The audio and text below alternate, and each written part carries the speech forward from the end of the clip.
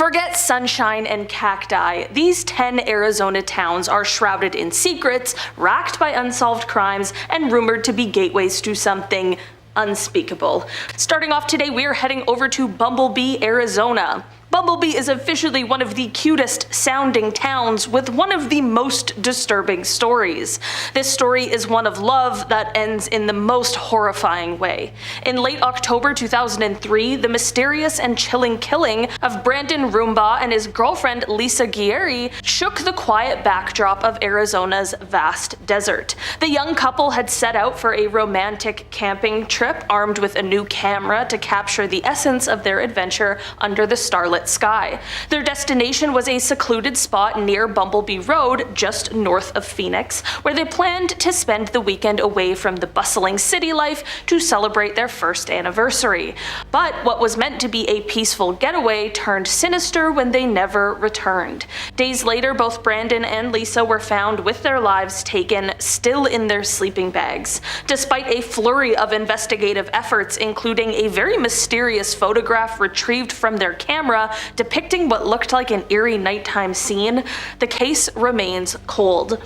The chilling question of who could have done this and why still haunts detectives to this day. Next on our list, we are heading over to Pinetop Lakeside. Pinetop Lakeside is a lovely little mountain town that hides an absolutely gruesome story from 2008. Chad Coker, a man with a very turbulent past marred by DV and substance abuse, committed a horrific crime that shattered the peace of this seemingly ordinary evening. It all began when William Edward Westover, freshly acquainted with Coker's ex-wife, ventured out on a first date that would tragically be his last.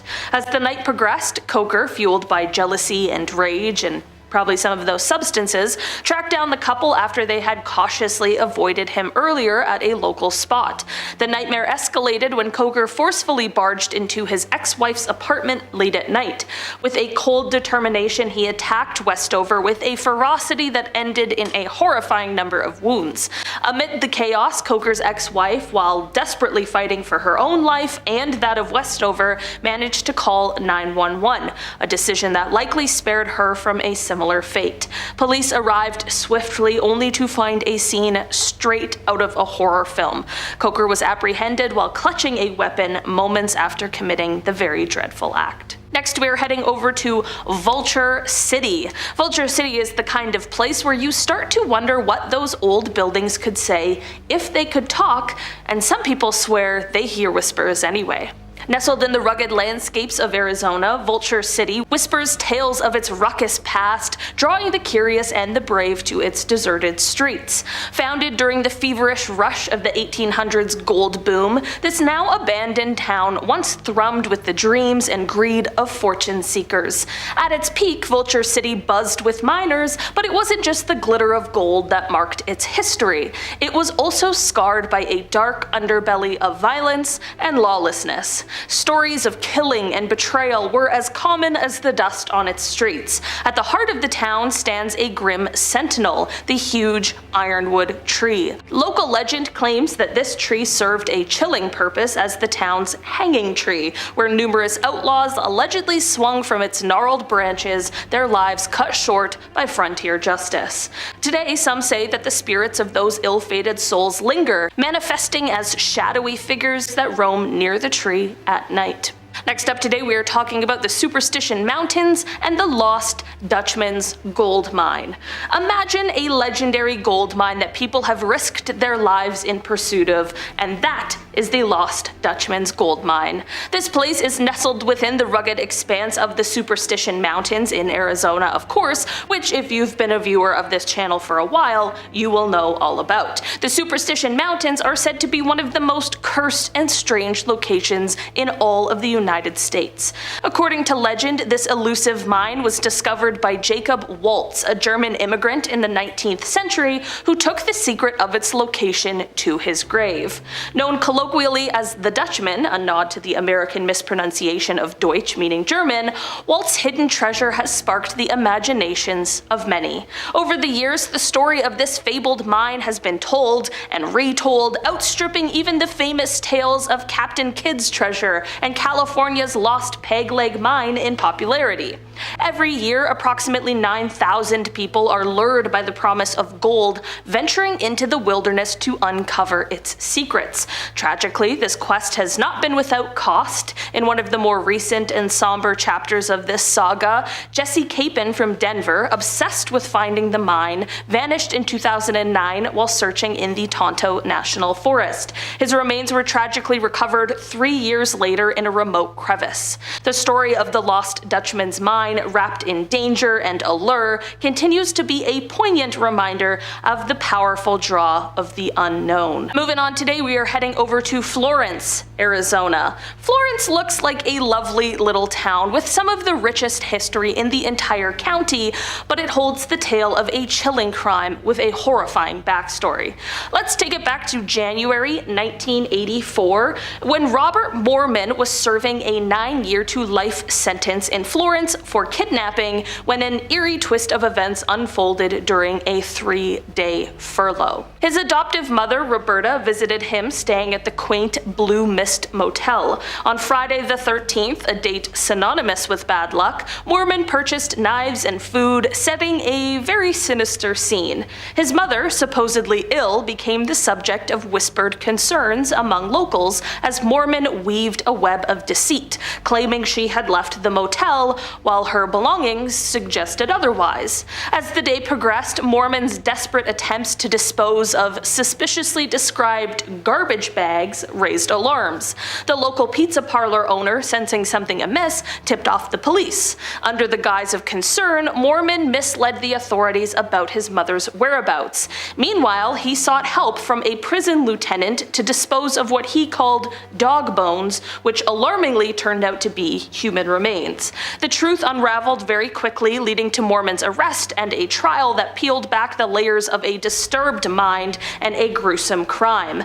Despite claims of a possible motive that drove him to violence, the jury found him guilty, unswayed by his insanity defense. On February 29, 2012, justice echoed through the halls of the prison as Mormon faced execution, closing a very dark chapter rooted in betrayal and a mother's tragic visit to a sleepy motel in Florence. Next up, we are talking about Phoenix, Arizona, more specifically Baseline Road. Okay, before you come at me, I know that Phoenix is not a small town, and I am not trying to pretend that it is, but when I heard about these horrifying crimes of this man known as the Baseline Killer, I truly had no choice but to tell you all about it. Mark Goudeau, known as the Baseline Killer, is a figure straight out of a grim crime thriller. Between August 2005 and June 2006, Phoenix was his chilling playground where he committed a horrifying series of crimes that included taking the lives of 9 people, as well as numerous other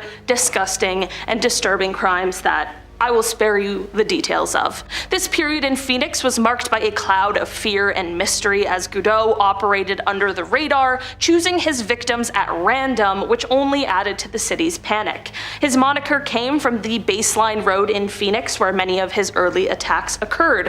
What makes his spree particularly disturbing is the brazenness and brutality of his crimes, coupled with his ability to evade capture for almost a year. His arrest didn't just bring relief, it ended a very dark chapter in Phoenix's history, turning him from a mysterious figure into a notorious convict. Next on our list, we are heading over to Tombstone, Arizona. Tombstone just already sounds like a creepy place, and this place isn't just any old Wild West town, it's the poster child for cowboy showdowns and spooky tales. Established in 1879, this town quickly earned a reputation as the real deal frontier town, complete with saloon brawls, notorious outlaws, and the infamous gunfight at the OK Corral. But it's not just the bullets and bravado that keep people talking. Tombstone's also known for its very eerie encounters. Places like the Birdcage Theater, once a rollicking entertainment hub, now host a different kind of crowd.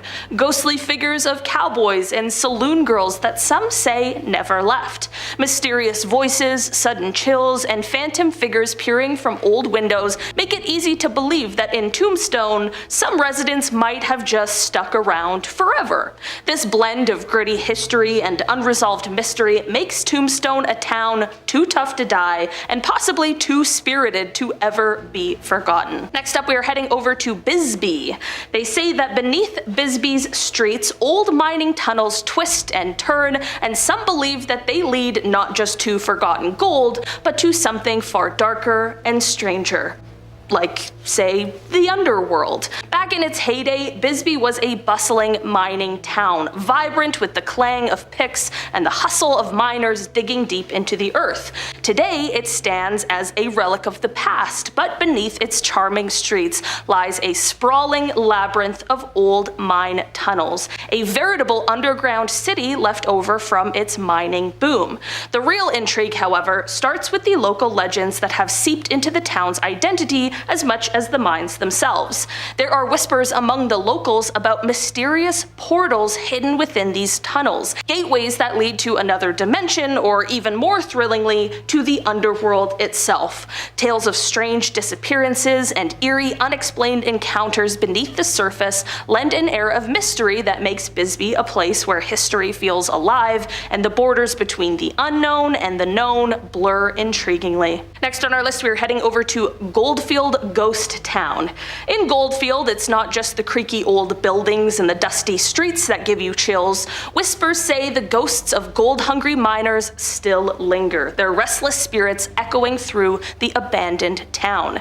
Taking it back in time, Goldfield was the epitome of a boom town, thriving with miners and merchants drawn by the lure of gold. However, like many such towns, its fortunes dwindled when the gold veins ran dry, leaving behind empty buildings and silent streets. But Goldfield did not stay silent for long. Reimagined as a tourist attraction, it offers a peek into a past filled with both prosperity and hardship.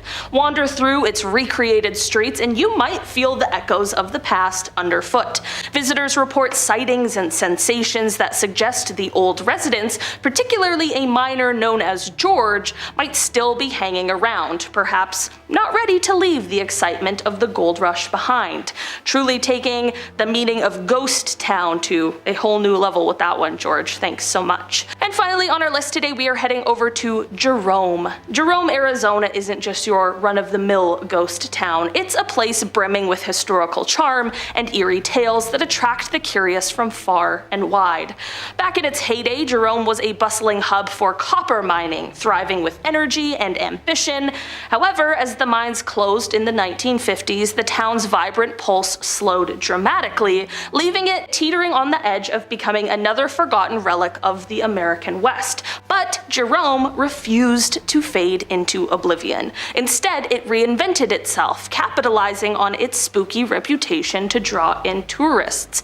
The centerpiece of Jerome's ghostly allure is the Jerome Grand Hotel, once a hospital where thousands of miners were treated. It's crazy to turn an old hospital into a hotel, like you're just asking for ghosts. Today, it's reputed to be one of the most haunted buildings in the entire state, with guests reporting sightings of spectral patients roaming its halls, ghostly children playing tricks, and eerie, unexplained noises echoing through the night. The entire town, it seems, is a stage for the supernatural, with many of its buildings and businesses boasting their own chilling stories of the paranormal. Starting off our list today with the Republic of Molossia, a 1.3-acre micronation near Daytona in Nevada. While this micronation, brought to life by the mind of Kevin Baugh, does claim sovereignty, it has yet to receive recognition from any of the 193 member states of the United Nations. Why is that? Well, because the Republic of Molossia is not actually real. Well, I mean, it is real, but in the sense that it exists, not in the sense that it's recognized as its own state with the authority to govern itself. The unrecognized town, or state if you're Kevin Baugh, is based off of the movie The Mouse That Roared, as well as Baugh's time serving in the military. The national drink of Molossia is called the Molossalini, and it's a non-alcoholic mixture of Sprite, grenadine, and pineapple juice with a garnish of cherries, banana slices, and pineapple. As for the town's currency, it's Valora, the currency issued by the Bank of Molossia. It comes in coins of 1, 5, 10, and 30 with an exchange exchange rate to US dollars of 80 cents per 1 Valora dollar. Pillsbury chocolate chip cookie dough, however, is worth 5 Valora, so do with that information what you will. This town is truly a fever dream. Next up, we've got Green Bank, West Virginia, the no-tech town that is definitely not watching this video right now because, well, they have no tech. Green Bank is a national radio quiet zone, meaning that anything that puts out radio frequencies such as radios, television, computers, broadcasting, mobile phones, microwaves, and pretty much all other electronics are strictly banned from the town. Not only is this a very real law, the enforcement of the law is very real as well. The town has something called radio police, who go around using specialized equipment to detect signals coming from unauthorized electronics. They seriously aren't messing around. Now, if you're wondering what possible reason could there be for this town's strict silent nature, the answer is actually quite simple. Green Bank is home to the Green Bank Telescope, the world's largest fully steerable telescope designed to listen in on radio waves originating from space. Any interference on the ground whatsoever would render it practically useless. Imagine a world in which we bow our heads away from technology in allegiance to a telescope. Or, just go to Green Bank and you don't have to imagine. Next up, we have Tangier, Virginia, located on Tangier Island in the Chesapeake Bay and home to a whopping 463 people, according to a census conducted in 2020. The town, or island if you want to get technical, has been shrinking since the year 1850, and I don't mean just population-wise, I'm talking about land mass as well, which of course directly correlates to a decrease in population, but that's besides the point. It is likely that eventually one day this little island town will need to be abandoned, and that after that the land will disappear altogether. Some of the island's more notable quirks, other than its small population and the fact that it's literally disappearing, are the fact that there is absolutely no alcohol allowed. There is no phone service, and there is only one grocery store. There are surprisingly 2 restaurants, and the residents use golf carts as their primary mode of transportation. Also, for some reason, the residents of this town, located smack dab in the middle of Virginia, USA, speak with a thick Old English accent for some odd reason. Next up, a town with a population of 3 people. Gross. I mean, it must be gross. Gross, Nebraska, that is. There's not much more interesting about this town other than the fact that it's pretty much a ghost town, save the 3 people living there as confirmed by the 2020 census, which I'm sure took days to complete. Of course, this wasn't always the case. At one point in 2010, there were a total of 2 people living in the town. So actually less, under one roof, of course. Take it back even further to 2000, and there was a whopping 5 people living in the town under one roof. A married couple and their children, all under the age of 18. Based purely off of the census readings, I'm gonna go ahead and venture a guess that as soon as they could, the kids moved out and left the town. I don't blame them. Next up, Solving, California, aka the Danish capital of America. Basically, this town is the Europe of California. The town resides in the Santa Ynez Valley, and stepping into it is like stepping into a world where Europe is warm and just 1 hour away from the California surf. The town originated in 1804 and is, of course, home to a large Danish population. There is a classic folk school in the town that emphasizes lectures, singing, gymnastics, folk dancing, and fellowship.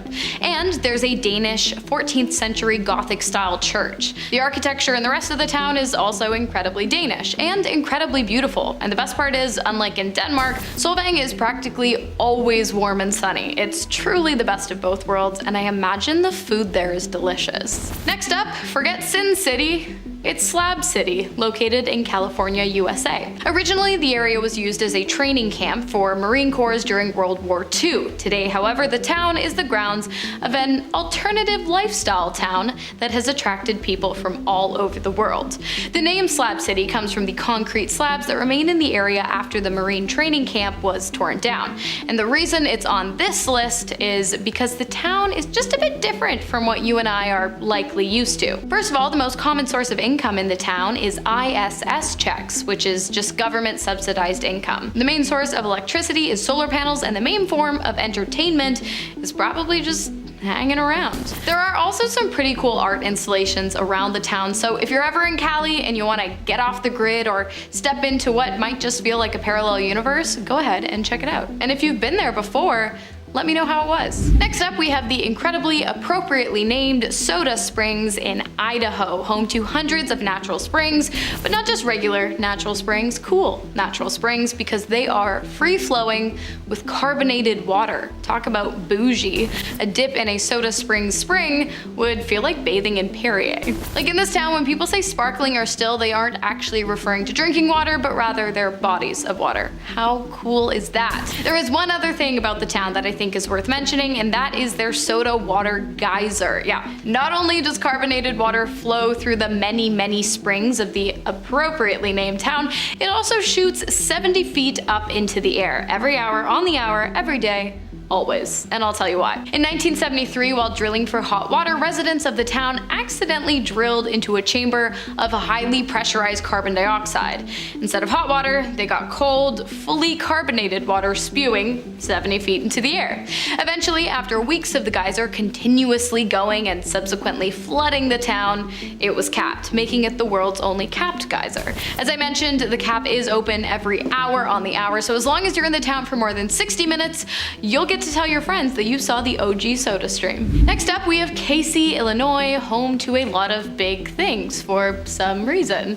By that I mean the town is filled with giant, supersized roadside attractions, including these big antlers, this big anvil, a big bat, a big bird cage, a rather large bookworm, a big cactus, a big crochet hook, a massive ear of corn, a big old glider plane, a giant horseshoe, oversized knitting needles, to say the least, a giant mousetrap, a big old nail puzzle, a big pencil, a big piggy bank, a big pizza slicer, a giant rocking horse, a big spinning top, a large wooden token, a big yardstick, and of course my personal favorite, a big taco. That's a big list. Next up, we have Gibtown, which was once the go-to retirement town of choice for old carnival workers and was nicknamed the last sideshow town in America. The place was like a carnival on steroids, 365 days a year. There were sword swallowers, Siamese twins, tall men, strong men, fire eaters, bearded ladies, and so much more. The town featured a post office with extra low counters and a beer hall with extra large chairs to accommodate its wide range of residents. At one time, 14,900 people lived in the town, which was also home to 3 factories built to manufacture Ferris wheels and carousels. Fitting. The town followed a strict Carney code and subscribed to the ideal of unconditional love and support for your fellow man, and retirement houses were provided to those in need. It was purposefully kept secret from the public as it was a safe haven for those who decided to call the town home. Today, the town is pretty much abandoned by its former residents, but its history remains incredibly fascinating and thus has earned itself a spot on today's list. And finally, we have San Luis Obispo. Not necessarily the entire town, but definitely part of it. That part being Bubblegum Alley, which honestly is one of the most disgusting things I have ever seen ever. It's literally just an alley covered in discarded chewing gum. And for some reason, people go there on purpose. The alley is 70 feet long and 15 feet tall on either side, and it is also the world's largest collection of used bubblegum. And it is also a giant health hazard and some kind of massive outbreak just waiting to happen. It looks so gross, and looking at it makes me feel gross, but hey, if I had to, you have to. Starting off, we are heading over to Canyon Lake. Canyon Lake was just a tranquil, gated community in California until it became the very dark backdrop for the heinous crimes of Dana Sue Gray. In a horrifying spree, Gray brutally attacked and took the lives of elderly women using their credit cards to fund lavish shopping trips. Her brutal acts, fueled by material greed, culminated in her arrest following a detailed description from a surviving victim. Gray's chilling case underscores a disturbing reality. Even the most serene towns can harbor sinister secrets, reminding us that evil knows no geographical bounds. Next up, we are heading over to Yuba City. On the surface, Juan Corona seemed like a regular man who was hired as a labor contractor at some fruit orchards in Yuba City, California. But what the residents didn't know is that things would very quickly take a dark turn. By establishing his own business, he became a crucial link between local farmers and seasonal laborers. But the tranquility of Yuba City was shattered in 1971 when farmer Goro Keiichiro discovered a suspicious, man-sized hole in his orchard, leading to a very grim discovery: multiple bodies buried in shallow graves bearing brutal marks of violence. Corona, previously linked to a violent crime and known for his troubled history, emerged as the prime suspect. His connection to the victims, evidenced by receipts and chilling ledgers, alongside potential tools found in his home, formed the backbone of the prosecution's case. Despite an initial conviction being overturned, Corona was eventually sentenced to 25 life terms, marking him as one of America's most notorious serial killers at the time. His repeated parole requests have been uniformly denied, which I'm sure we can all breathe a sigh of relief for. Next up, we are heading over to Visalia. In the small town of Visalia, California, a series of burglaries, horrifying crimes, and even a killing known as the Visalia Ransacker incident took place in the mid-1970s. But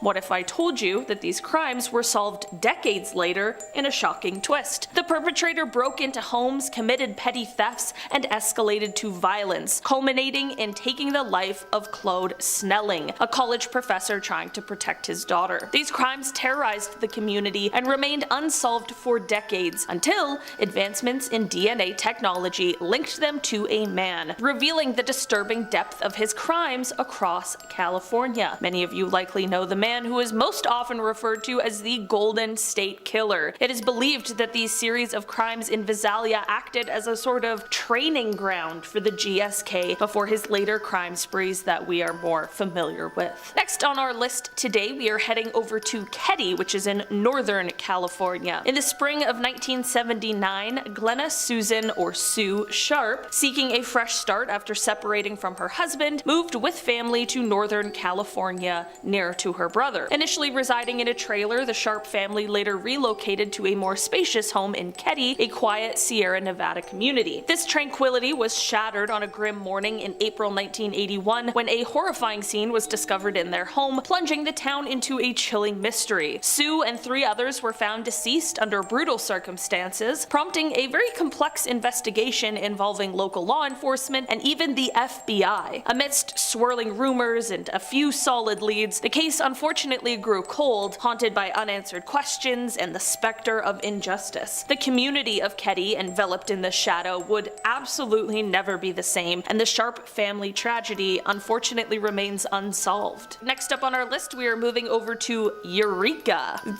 Eureka is usually like, wow, that's amazing.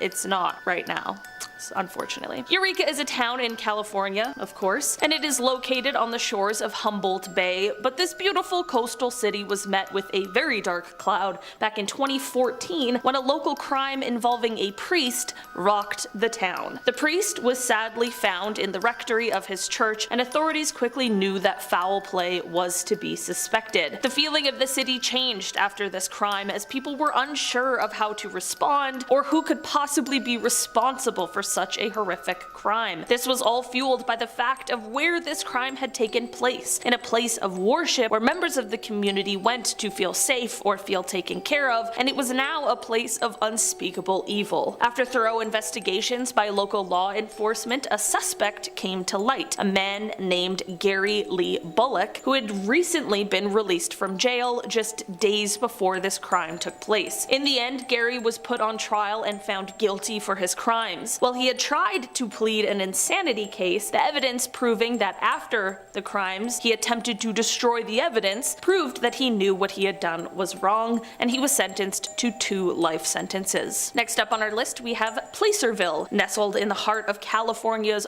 Gold Rush region, Placerville, once ominously dubbed Hangtown, holds a treasure trove of history mingled with spectral whispers from its boisterous past. This town, a pivotal site during a frenzied epoch of American history, proudly retains its architectural lineage, offering a tangible connection to the days when justice justice was often swift and harsh. As you stroll down its main thoroughfare enveloped by the echoes of yesteryears, you can't help but feel the palpable presence of the Old West. Places like the Hangman's Tree Saloon and the historic Carey House Hotel are not just remnants of history, they are places where some say the spirits of those who once tread these grounds linger, unwilling or unable to move on. Next on our list, we are heading over to Felton. Picture this, a tranquil California town in the 70s. An era of peace and love suddenly becomes the place of a shocking event that shook the very foundation of the community. Enter John Linley Frazier, a man whose journey from a troubled youth to a convicted individual is as bewildering as it is tragic. Once a high school dropout from Santa Cruz County, Frazier spiraled into a deep obsession with apocalyptic prophecies and environmental zealotry, convincing himself that he was a chosen savior tasked with a very grim mission. On an unassuming day in October 1970, the serene mansion of Victor Ota, a well-respected ophthalmologist, became the scene of a very chilling act. Frazier, armed and determined, targeted Ota's family and their secretary, leaving a trail of sorrow in what was once a home filled with laughter and love. The perpetrator's manifesto, a very bizarre note left in an expensive car, hinted at a warped crusade against materialism, a tragic commentary on distorted ideals. While the case eventually saw justice, with Frazier sentenced and later found lifeless in his cell years later, the incident remains a very dark stain on the narrative of a town caught between its idyllic past and the harsh realities of a changing world. Next on our list today, we have Covina, California. On a seemingly festive Christmas Eve in 2008, Covina, a town, of course, in California, became the home for a shocking and very tragic event. The Ortega family, known for their love of the holiday season, had gathered to celebrate, embracing the joy and togetherness that Christmas is known for. However, the night took an unimaginable turn when an individual dressed as Santa Claus arrived at their door. This was no ordinary holiday visitor. It was Bruce Jeffrey Pardo, who unleashed a horrifying sequence of violence, leading to the loss of 9 lives at the Ortega family gathering. He didn't just use firearms, he also employed a makeshift flamethrower, turning a scene of celebration into one of absolute devastation. Pardo's actions were not just a spree of violence, but a meticulously planned event rooted in a personal vendetta stemming from a recent divorce. Despite the meticulous planning, the night ended in Pardo's self-inflicted demise, adding a very grim conclusion to an already dark chapter. The incident left an indelible mark on the town of Covina, transforming a date meant for joy into a memory of loss and sorrow. Next up, in a much lighter turn of events, we are heading over to Idlewild, California. Nestled amidst the towering pines and rustic cabins, Idlewild serves up its own unique cocktail of natural beauty mingled with the mystique of the unknown. It's not just a haven for artists and hikers, but also a hotspot for those intrigued by the paranormal and the arcane. Imagine sitting by a crackling campfire, the air crisp with mountain chill, when suddenly the night is pierced by inexplicable lights dancing in the sky. Are they wayward campers, a trick of the light, or something more mysterious? Whispers of occult rituals in the surrounding woods only adds an extra layer of intrigue, painting Idlewild not just as a picturesque retreat, but as a place where the veil between the ordinary and the extraordinary seems very thin. And finally, we are ending off our list today in Julian, California. In the serene town of Julian, known for its golden apples and rustic charm, there is a slice of mystery that rivals even its famed pies. As night falls over this quaint mountain retreat, some residents and visitors report witnessing mysterious lights weaving through the woods, an otherworldly spectacle that stirs curiosity and whispers of the unknown. Not only this, but a very peculiar phenomenon has been observed. Episodes of unexplained sleepwalking,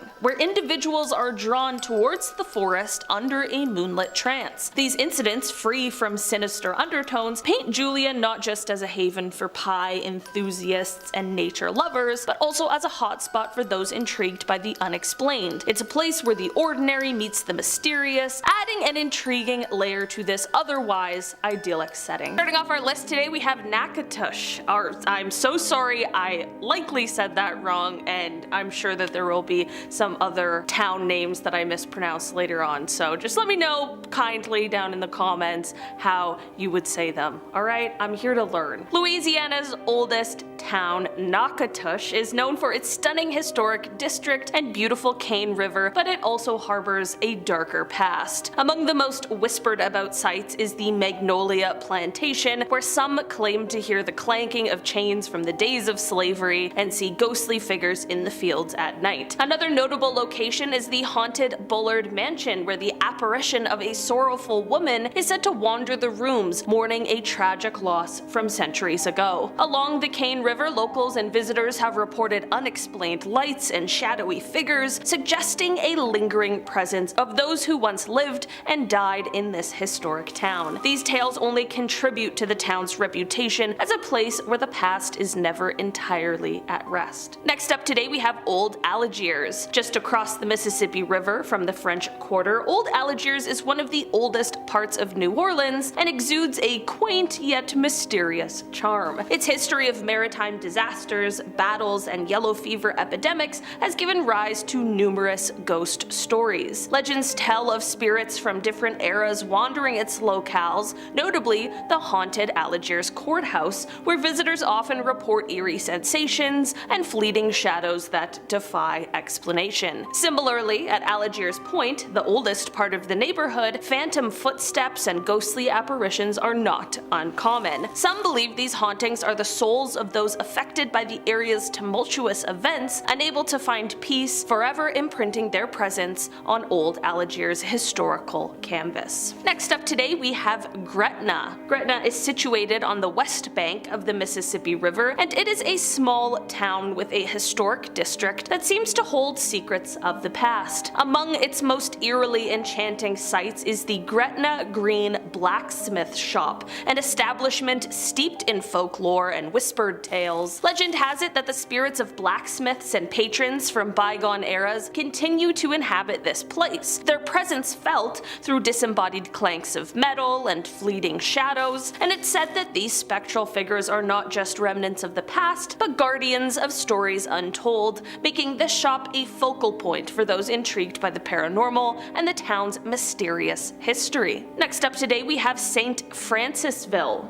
St. Francisville has definitely carved its niche in the realm of the paranormal with the infamous Myrtle's Plantation, a place we have spoken about many times here on the channel, and it is often cited as one of America's most haunted homes. This grand estate is of course steeped in eerie legends and is said to be haunted by the spirits of former inhabitants who met tragic fates. Among the chilling tales are those of a young girl who appears in the windows, spectral voices that echo through the hallways at night, and inexplicable cold spots that move across rooms. Visitors and staff have reported encounters with apparitions and unexplained phenomena, only adding layers of intrigue and a lot of fear to the plantation's already dark history. Next up on our list today we have Metairie, a suburb of New Orleans, and this place has its share of ghost stories, especially in the older parts of the town. The cemetery there has very elaborate tombs and statues, and of course, it is said to be haunted. The cemetery's atmosphere, particularly at dusk, lends itself to the spine-chilling tales recounted by those who visit. Some speak of seeing ghostly apparitions or spectral lights weaving through the tombs, while others report the unsettling feeling of being watched or followed. The intricate mausoleums and ornate statues, some of which commemorate prominent figures from Louisiana's history, seem to hold their own secrets, contributing to the cemetery's mysterious aura. Legends suggest that the spirits of those interred within these grand vaults are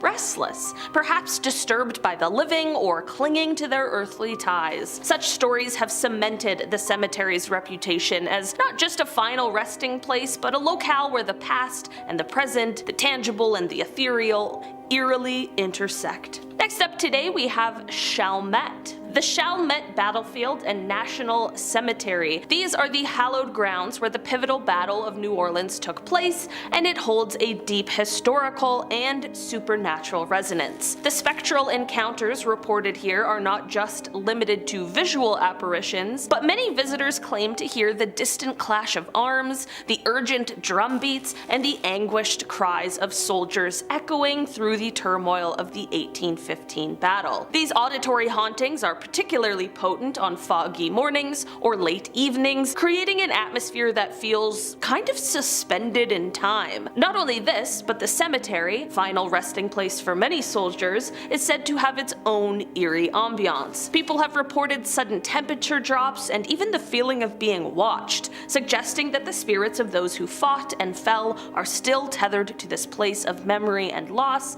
especially around the anniversary of the battle. Next up today we have Jean Lafitte. Is it Jean or Jean? Let me know.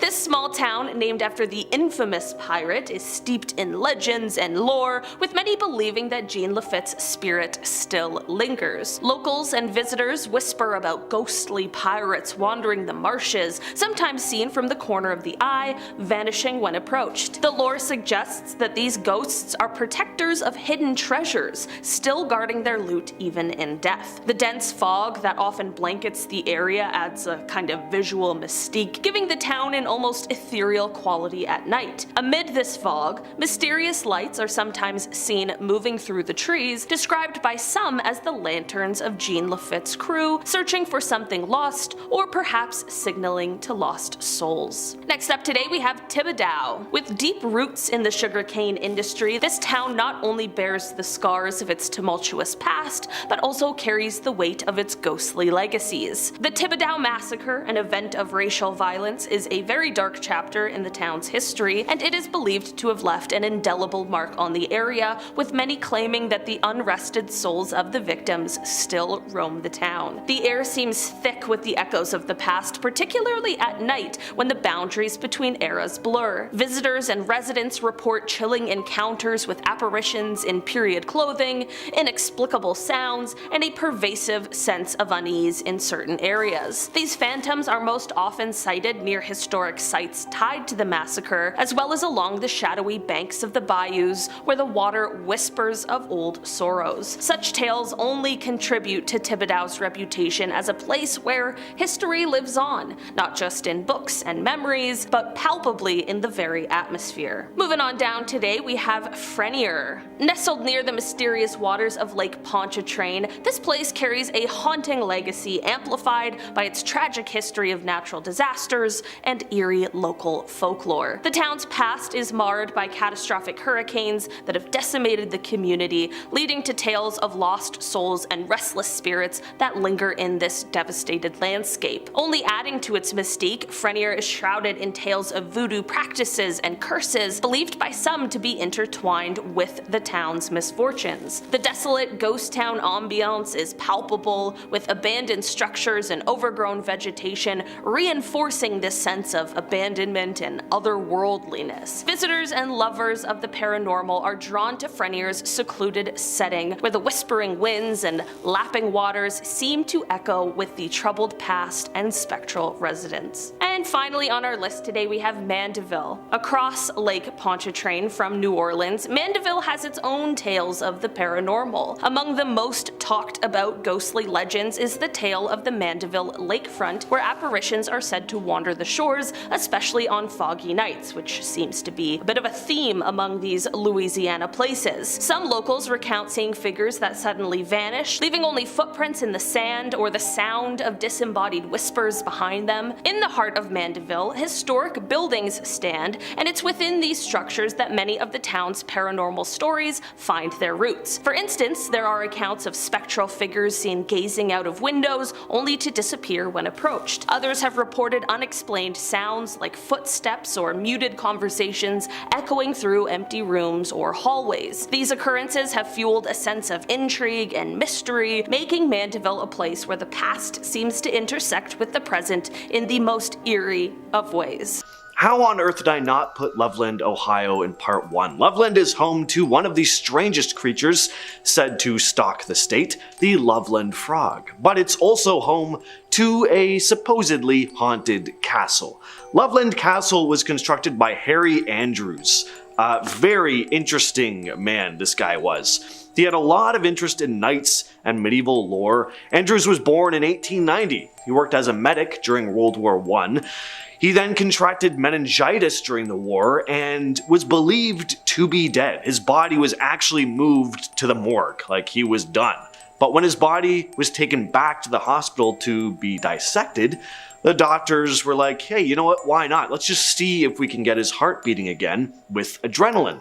Miraculously, it worked. Andrews, who'd now spent a whole bunch of time in Europe and then almost died, was now even more into medieval history and returned home with this newfound determination to build his very own castle. Eventually, he constructed Loveland Castle along the banks of the Little Miami River. Andrews then moved into the castle, where he lived until he died in 1981. Today, the castle is the headquarters for the Knights of the Golden Trail, an organization Andrews started, dedicated to upholding the principles of knighthood, but Harry Andrews' spirit is said to still roam the castle grounds. Objects will mysteriously disappear or move, and voices are heard echoing through the corridors.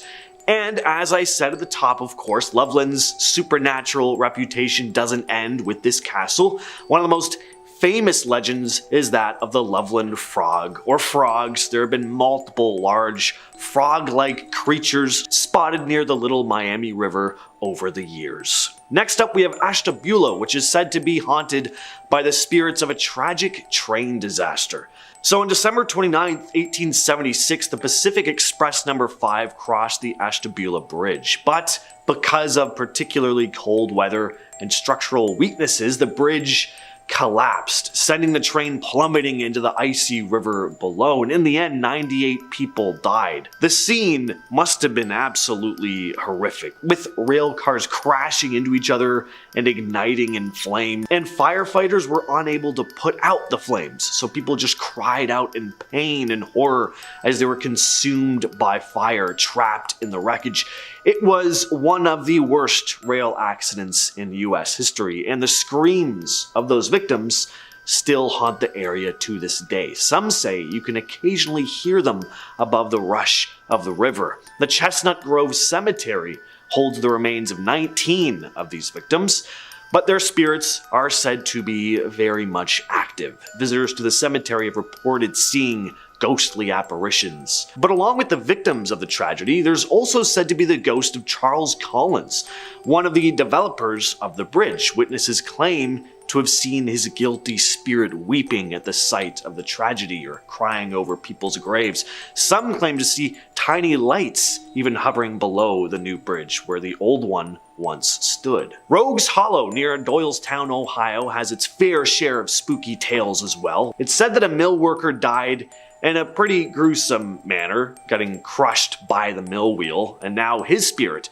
is said to guard the area, keeping outsiders at bay. Then there's the eerie tale of the headless horse and the ghost oak tree. So at one time there was a large oak tree near Route 65, and one of its branches hung so low that riders on horseback had to duck as they passed under it. Well, one story goes that the branch was weighed down extra low with ice, and a poor horse just ran into it at top speed, lobbing off its head. From that point on, riders passing the area late at night would occasionally come across a devilish figure riding a ghostly headless horse. Next up, we have Oxford, Ohio, which has one of the coolest ghosts, a phantom motorcyclist. So the story goes that back in the 40s, there was this farmer's daughter. She was head over heels for this guy who was a bit of a James Dean type, leather jacket, motorcycle, very rebellious. Also a lot like me, minus the motorcycle, the leather jacket, and the rebellious part. His name was James, that's the similarity.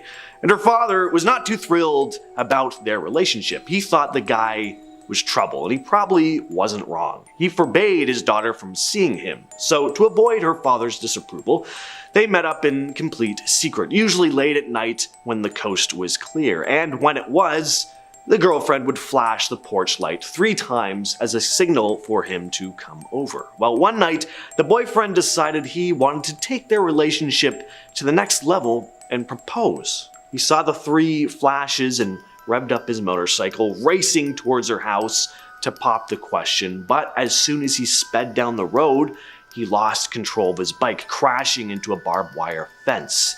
And ever since, people claim they've seen this mysterious light flickering in the distance along the road where he crashed, said to be the spirit of the phantom motorcyclist, still trying to reach his girl's house to ask for her hand in marriage. Next on the list is Chillicothe, where there were a series of mysterious disappearances between 2014 and 2015. Now, it all began in the spring of 2014 when Charlotte Trago vanished without a trace. Trago, who had struggled with addiction, was a mother of two, and she remains missing to this day.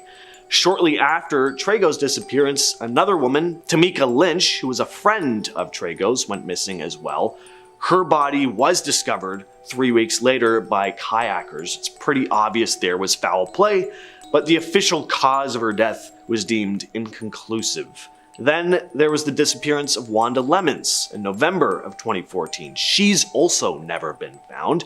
On Christmas Day 2014, Shasta Hemmelrich went missing. Her body was later recovered from the Scioto River. Authorities claim she took her own life, but her family, as well as many others, think someone took it from her.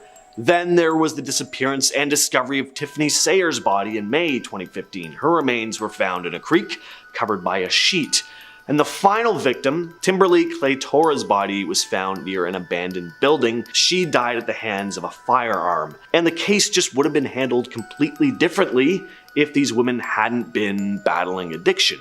That was the one thing connecting all these. They were all involved in that world. And there's just this kind of lax attitude when it comes to situations like this, unfortunately, where authorities are like, well, they're part of that world. This is just what happens. So it really hasn't got the attention that it deserves. Now we move on to the town of Lancaster. Here, there used to be a home with an incredibly dark past, the Mudhouse Mansion. So the mansion's origins go back to the mid-19th century when it was built as a grand estate for a wealthy family. But as time went on, the home fell into disrepair and eventually it was abandoned and left to decay. And over the years, all these urban legends started to form around it. One of the most infamous stories is that the family had actually died in the mansion. Some versions of the tale claim that they were killed by an unknown assailant. Others go that they'd been driven to madness by some sinister force lurking within the mansion's walls. The Mudhouse Mansion was even said to be the birthplace of Bloody Mary herself. The mansion was demolished in 2015, but some folks will still claim to see ghostly figures of the mansion's former residents wandering the grounds, forever trapped in a limbo between the worlds of the living and the dead. Alright, one of the strangest unsolved mysteries in Ohio has to be the Circleville Letters case. Now I'm going to paraphrase here because there's a lot of detail. We could probably do an entire video about this case alone, but I'll go over it. It all started in 1976. Residents of Circleville started receiving these unsettling, threatening letters containing all these intimate details of their personal lives. The letters were postmarked from Columbus, Ohio, but there was no return address. One of the receivers of these letters was Mary Gillespie, a bus driver. She was accused in one of these letters of having an affair with the school superintendent, and the letters just kept coming in from this unknown sender. Then, Mary's husband, Ron, also became a target. He received a chilling ultimatum to end his wife's supposed affair or face dire consequences: death. Ron was found dead in his pickup truck after a mysterious phone call which had seemingly confirmed his suspicion about the letter writer's identity. He'd left in his pickup truck with a firearm but was found dead soon after, having crashed into a tree. Now, authorities ruled Ron's death an accident, but then the letters continued. A number of residents received letters saying that Sheriff Dwight Radcliffe, who had investigated Ron's death, had been involved in a cover-up. At one point, this mysterious writer even planted threatening signs along Mary Gillespie's bus route, one of which she went to take down, only to find out it'd been booby-trapped. If Mary had pulled the sign down in a particular way, a small pistol would have fired at her. Now, one man was arrested, Paul Freshore, but it's never been 100% verified that he was behind these letters. Eventually, he got out on parole. Case is still a mystery to this day. In the Hills and Dales Metro Park in Kittering, Ohio, there's a structure with a very shadowy past, the Haunted Witch's Tower, also known as Frankenstein's Castle. It was completed in 1941, and this 30-foot tall tower was constructed by boys with the National Youth Administration using salvaged stone. Its purpose was to provide panoramic views of the community country club, with its lookout platform offering vistas stretching up to 15 miles. But because of how remote the tower is, a lot of young hooligans started flocking there in the 60s. Graffiti covered its walls, and bottles of liquor and beer cans littered the grounds. Even shingles torn from the roof and glass bottles became ammo for attacks on passing cars below on Peterson Boulevard. Then in 1967, during a thunderstorm, a young woman named Peggy Harmison sought shelter inside the tower with her boyfriend, Ronnie Stevens. Bad move. Lightning struck the tower, killing Peggy instantly. Her body was found on the 11th step, half covered in severe burns. Ronnie survived, but he was found in a state of uncontrollable shock, apparently running around screaming. And ever since that night, there have been stories about the ghost of Peggy haunting the tower. Alright, let's switch things up with a haunted golf club. You don't hear about haunted golf clubs very often. Legend has it that in the 60s, a bride fell from a balcony at Oakhurst Golf Club in Grove City, Ohio, and her ghost is said to haunt the establishment to this very day. One of the most frequently reported sightings involves the ghostly figure of a woman dressed in white, believed to be the ghost of the bride. The upstairs kitchen, located near the ballroom where events are held, is said to be a hotspot for paranormal activity. Employees have reported hearing unexplained sounds of pots and pans clanging and knocking late at night, only to discover that items have been mysteriously rearranged by morning. Alright, we're finishing things off today with Minerva. It all began in August of 1978 when the Caton family reported encountering a strange creature near their home. According to the Catons, they were enjoying a quiet evening when they heard unusual noises coming from outside. They came face to face with this towering ape-like creature standing over 7 feet tall. The creature reportedly had shaggy dark fur covering its body, it had glowing red eyes, and emitted this foul odor. The Catons quickly ran back to the safety of their home and phoned the cops. In the days that followed, all these other sightings of a mysterious creature were reported by other residents of Minerva. Witnesses described similar encounters with a large, hairy beast lurking in the shadows, but none of the stories were scarier than the Catons, who said the creature returned to their property several times, hurling rocks at their home, staring at them through their kitchen window, and even killing their dog. It's one of the most violent Bigfoot cases ever reported. We're starting things off with Miamisburg in Montgomery County, which has some pretty spooky spots, including an Arby's. All kinds of disturbing stuff is said to go on at this fast food joint. Employees closing up for the night alone have said they've heard laughter coming from the basement, only to find no one there. Some will also report having their hair pulled by some unseen force. There's also a ghostly man who sometimes is seen staring into the oven during opening or closing hours. Grove Cemetery is probably the most well-renowned haunted hotspot in this town, though some visitors will say they see a young girl crying over a grave, but when approached, she'll just stare at you for a moment before vanishing into thin air. There's also the grave of a preacher's daughter who took her own life after being disowned by her family. A Bible was said to have sat on her grave, with stories of it appearing broken one instant, but then perfectly fine the next. Next up is East Liverpool, which is home to a couple haunted parks, a haunted cemetery, and of course, a haunted phone booth. As silly as a haunted phone booth might sound though, the story is actually pretty spooky. So apparently, a young man was killed in the area, and his ghost haunts the street that he died on. And some will say that on some nights, especially Saturdays during the month of March, passersby will hear ringing coming from the booth. And if you answer the phone, you might just hear a somber, ghostly voice on the other end telling you to look across the street. And if you do, you just might see a headless young man waving before vanishing into the shadows. Now we move on to Sandusky, Ohio, which has a few notoriously haunted spots. One is the Sandusky County Historic Jail and Dungeon. This place, which was built in the 1840s, is no longer a jail or a dungeon, or I guess it technically is a dungeon and a jail, but it's just not operating as one. There are tours of the place though, and the staff and many people who visit claim to have experienced some pretty eerie stuff. Something that's said to happen every so often has to do with the courthouse security system. So sometimes at around 2 or 3 in the morning, the motion alarm just goes off, detecting someone or something outside the dungeon door. Whatever it is will then make its way up the steps to the first floor of the courthouse. Now I say whatever it is because when security cameras get checked, there's usually no one in the footage. But on rare nights, there is a shadowy figure with a brimmed hat seen spotted sitting on a bench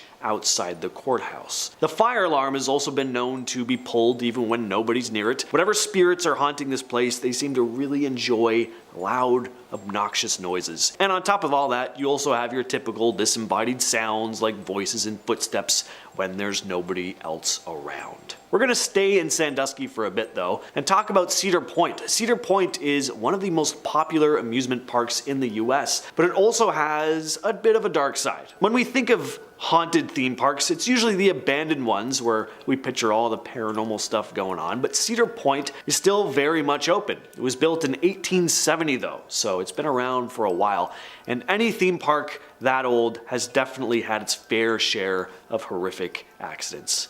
Get it? It was a fair share theme park.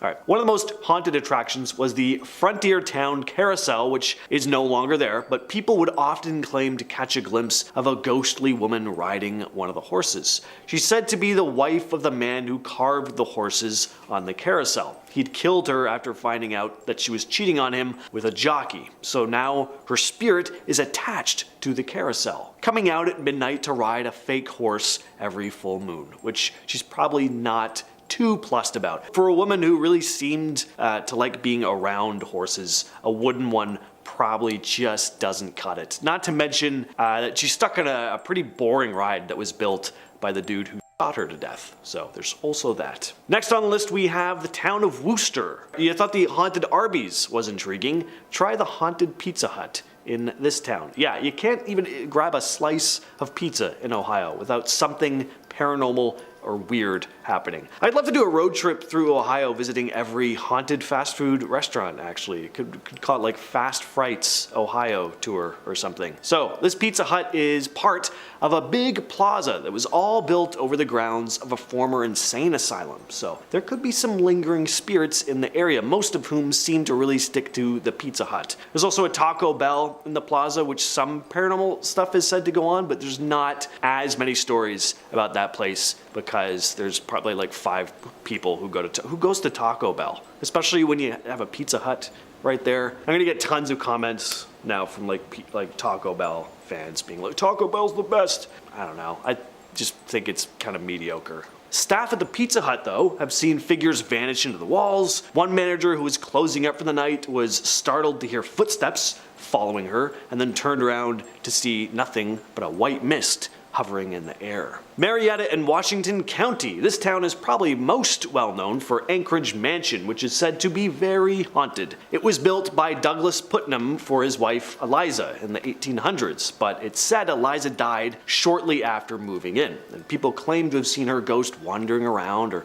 peeking out of windows. Later on, the mansion was turned into a nursing home, where residents also reported seeing Eliza's ghost. Some say there are secret tunnels under the mansion as well, maybe from the Underground Railroad, but nobody really knows if they're haunted as well, but it's Ohio, so I'm presuming they are. Marietta is also home to a haunted Comfort Inn, where the televisions are known to turn off and on by themselves, doors open and close on their own, and guests will occasionally wake up with the feeling of cold hands on their body, luckily to find that no one is there in the room with them. I'd rather have a ghost in my room than a chilly intruder. Again, in Washington County, we have the village of Fredericksburg, which is home to Robin Industries, which does custom molding for rubber and plastic components. It was formerly the Fredericksburg pottery site, which had a pretty dark past, and the building is rumored to be haunted by multiple spirits. There were 2 major tragic events at Fredericksburg pottery site, including 2 devastating fires and a fatal train accident that took the lives of 12 people. So employees at the site have reported some pretty eerie encounters,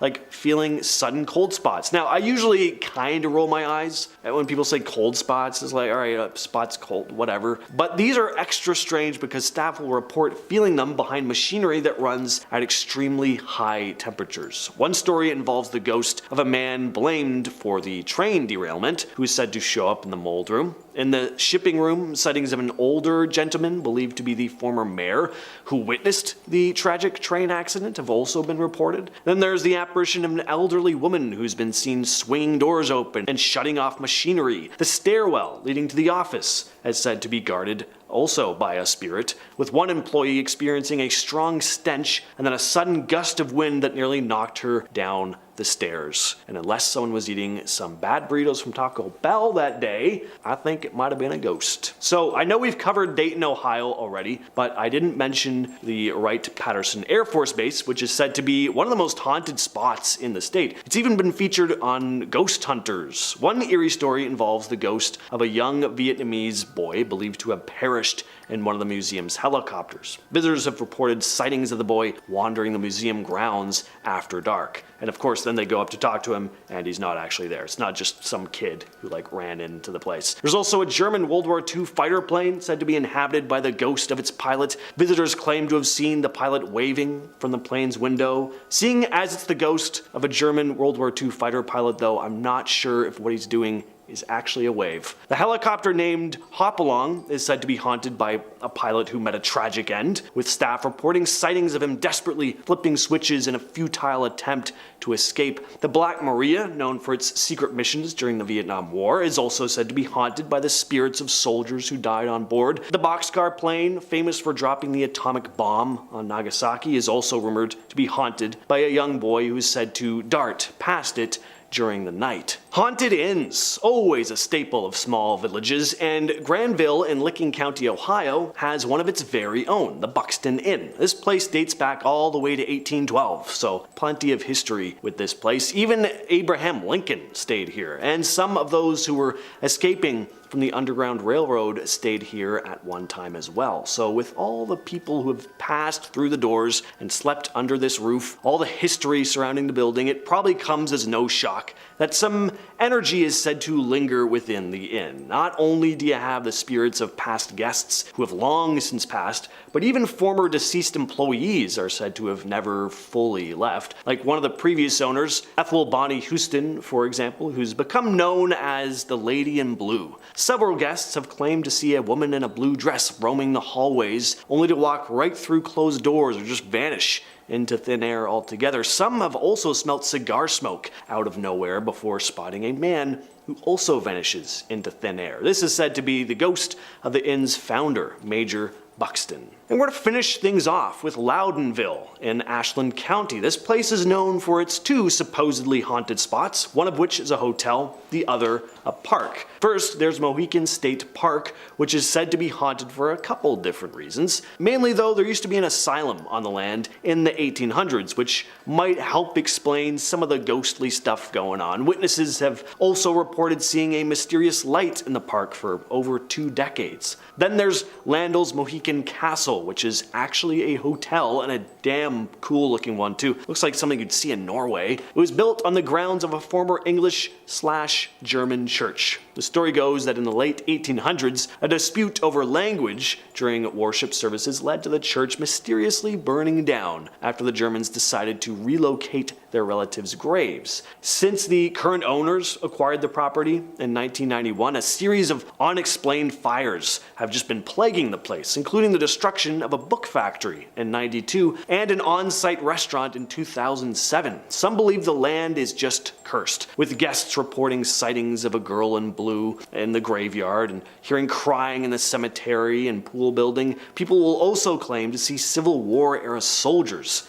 in their rooms. We're gonna start the list with Waynesville, Ohio. This is said to be one of the most haunted towns in the state, which is saying a lot for Ohio. Waynesville, Ohio is founded way back in 1797, and it has quite the history and its fair share of spooky stories. So sure, folks flock here for the antiques and the annual sauerkraut festival, but it's also known as a haunt for ghost hunters. You'll hear some odd sounds in the old buildings. You'll see shadowy figures peeking out of windows. With more than 15 spots rumored to be haunted, Waynesville has no shortage of creepy tales, like the Hamel House Inn, for example. Staff here have reported seeing a mysterious man in room 4, and some say a young salesman vanished there ages ago, possibly meeting a dark end. Then there's the Stetson House, where Louisa Stetson, Lyric, supposedly still roams, dressed to the nines in old-fashioned gear. There's also the former Friends boarding home, now a museum, where you might hear the sounds of ladies bustling about as if they're cooking up a storm, even though there's no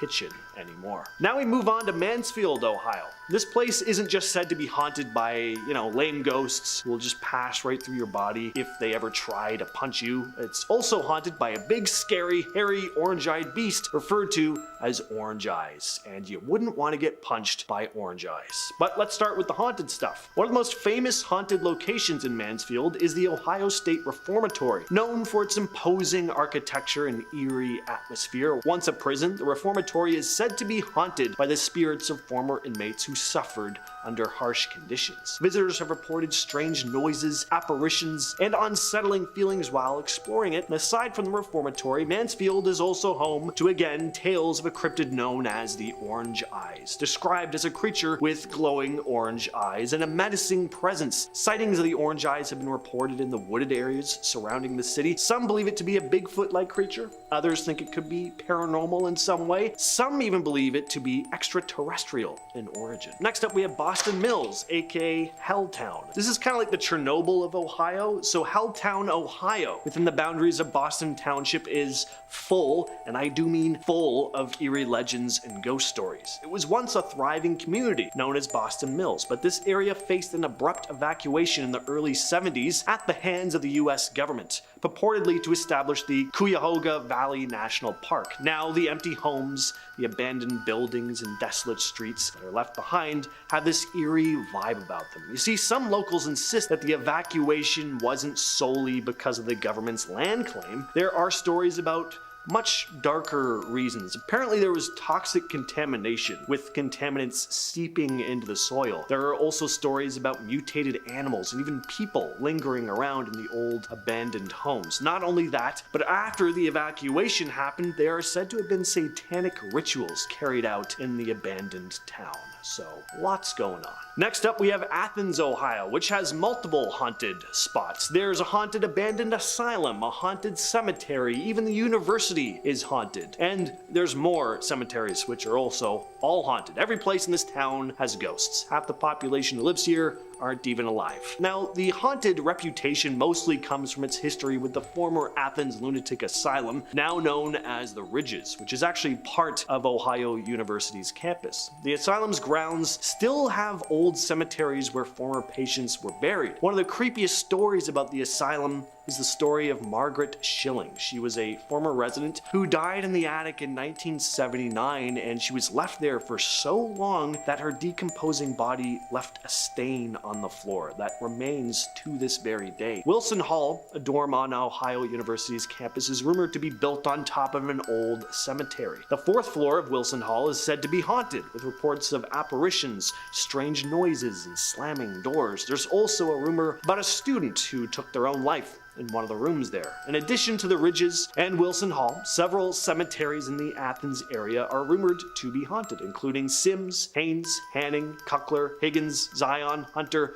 Slaughter, quite the name for a cemetery, Cutler, Mansfield, and Peach Ridge Cemetery. Some say these cemeteries are actually arranged in the shape of a pentagram, with Wilson Hall right at the center. Next, we have Kirtland, Ohio, which doesn't have much of a reputation of being haunted itself. What it does have, though, is a reputation for mutated creatures that are said to stalk the forests. Creatures known as melonheads. Deep within its dense forests are tales of the mysterious and eerie creatures known as the Melon Heads. According to local lore, the Melon Heads are said to be humanoid beings with these abnormally large, bulbous, hairless heads, resembling melons. I picture them kind of looking a bit like Hey Arnold, which would be a lot less cute in real life.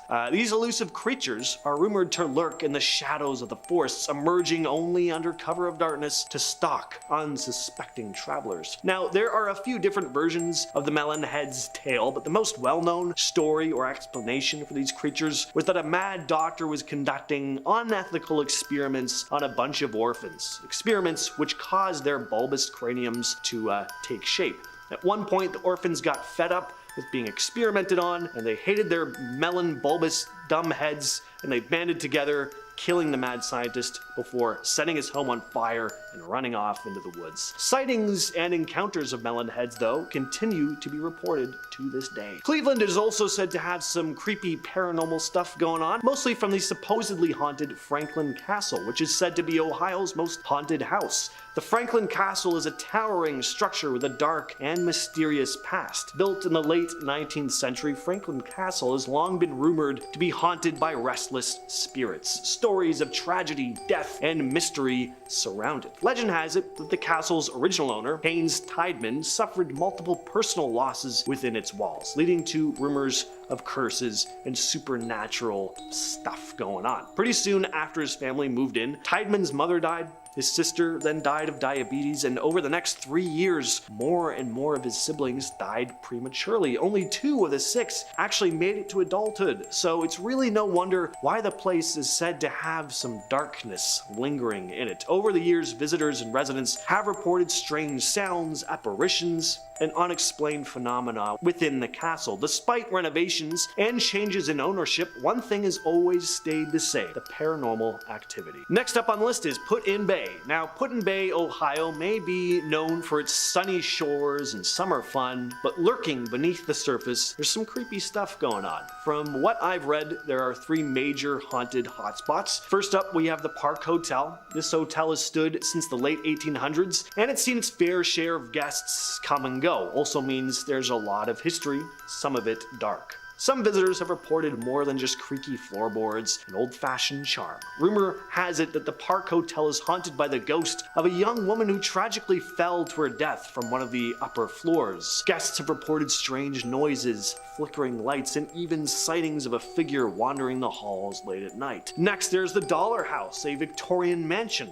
Legend has it that the original owner, Valentine Dollar, was involved in some shady dealings during Prohibition, including smuggling alcohol and hiding it in secret passages throughout the house. And today, visitors claim to hear whispers and footsteps echoing through the empty rooms, as if the ghosts of Dollar's past are still lingering within the walls. Then there's the Crow's Nest, a historic home that sits on a cliff overlooking Lake Erie. This mansion was once owned by Jay Cook, a banker and financier, but there's a tragic tale of one of Cook's daughters that's left its mark on the property. The story goes that the young girl fell to her death from one of the windows, and her ghost is said to still haunt the grounds, appearing as a fleeting figure in white. Moving on to Marietta, Ohio next, a charming town that also has its fair share of ghost stories, and most of the scary stuff happens at Hotel Lafayette. This hotel was built in the late 1800s. Over the years, guests and staff reported strange occurrences and unexplained phenomena while staying there, leading many to believe that the hotel is haunted by spirits. One of the most famous ghostly residents of the Hotel Lafayette is said to be a woman named Sarah, who reportedly took her own life in one of the rooms, and guests have reported hearing disembodied cries, footsteps, and even seeing apparitions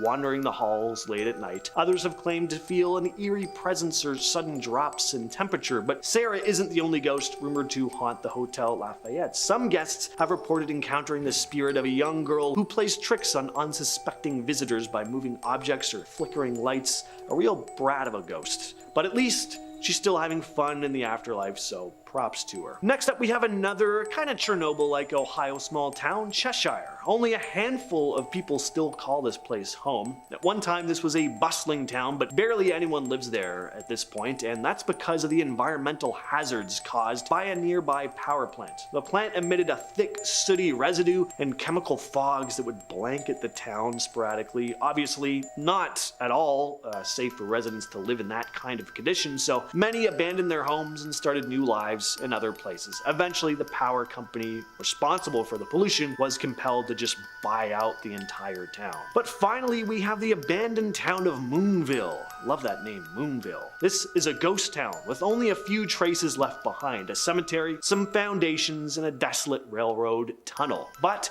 what sets Moonville apart are the chilling tales that surround its abandoned tunnel, stories that have been passed down for decades. One of the most famous specters haunting Moonville is that of Theodore Lawhead, the unfortunate engineer whose spirit is said to roam the tracks. Back in the 1880s, Lawhead met a tragic end when his train collided head-on with another. Now visitors report sightings of a ghostly figure with a lantern in his hand pacing along the track and disappearing into the tunnel. Then there's the story of the Brakeman, a ghost believed to be that of a young man who met his demise after a night of heavy drinking. Legend has it that he fell asleep on the tracks, never to awaken again because he was too sauced to wake up before a train ran him over. Then there's the Lavender Lady. Some say they've seen a frail elderly woman walking near the tunnel only for her to vanish into thin air, leaving behind the lingering sense of lavender. Some say she's the spirit of Mary Shea or Shay, who met her end on those very tracks. There's also the spirit known as the Bully, believed to be the restless spirit of Baldy Keaton,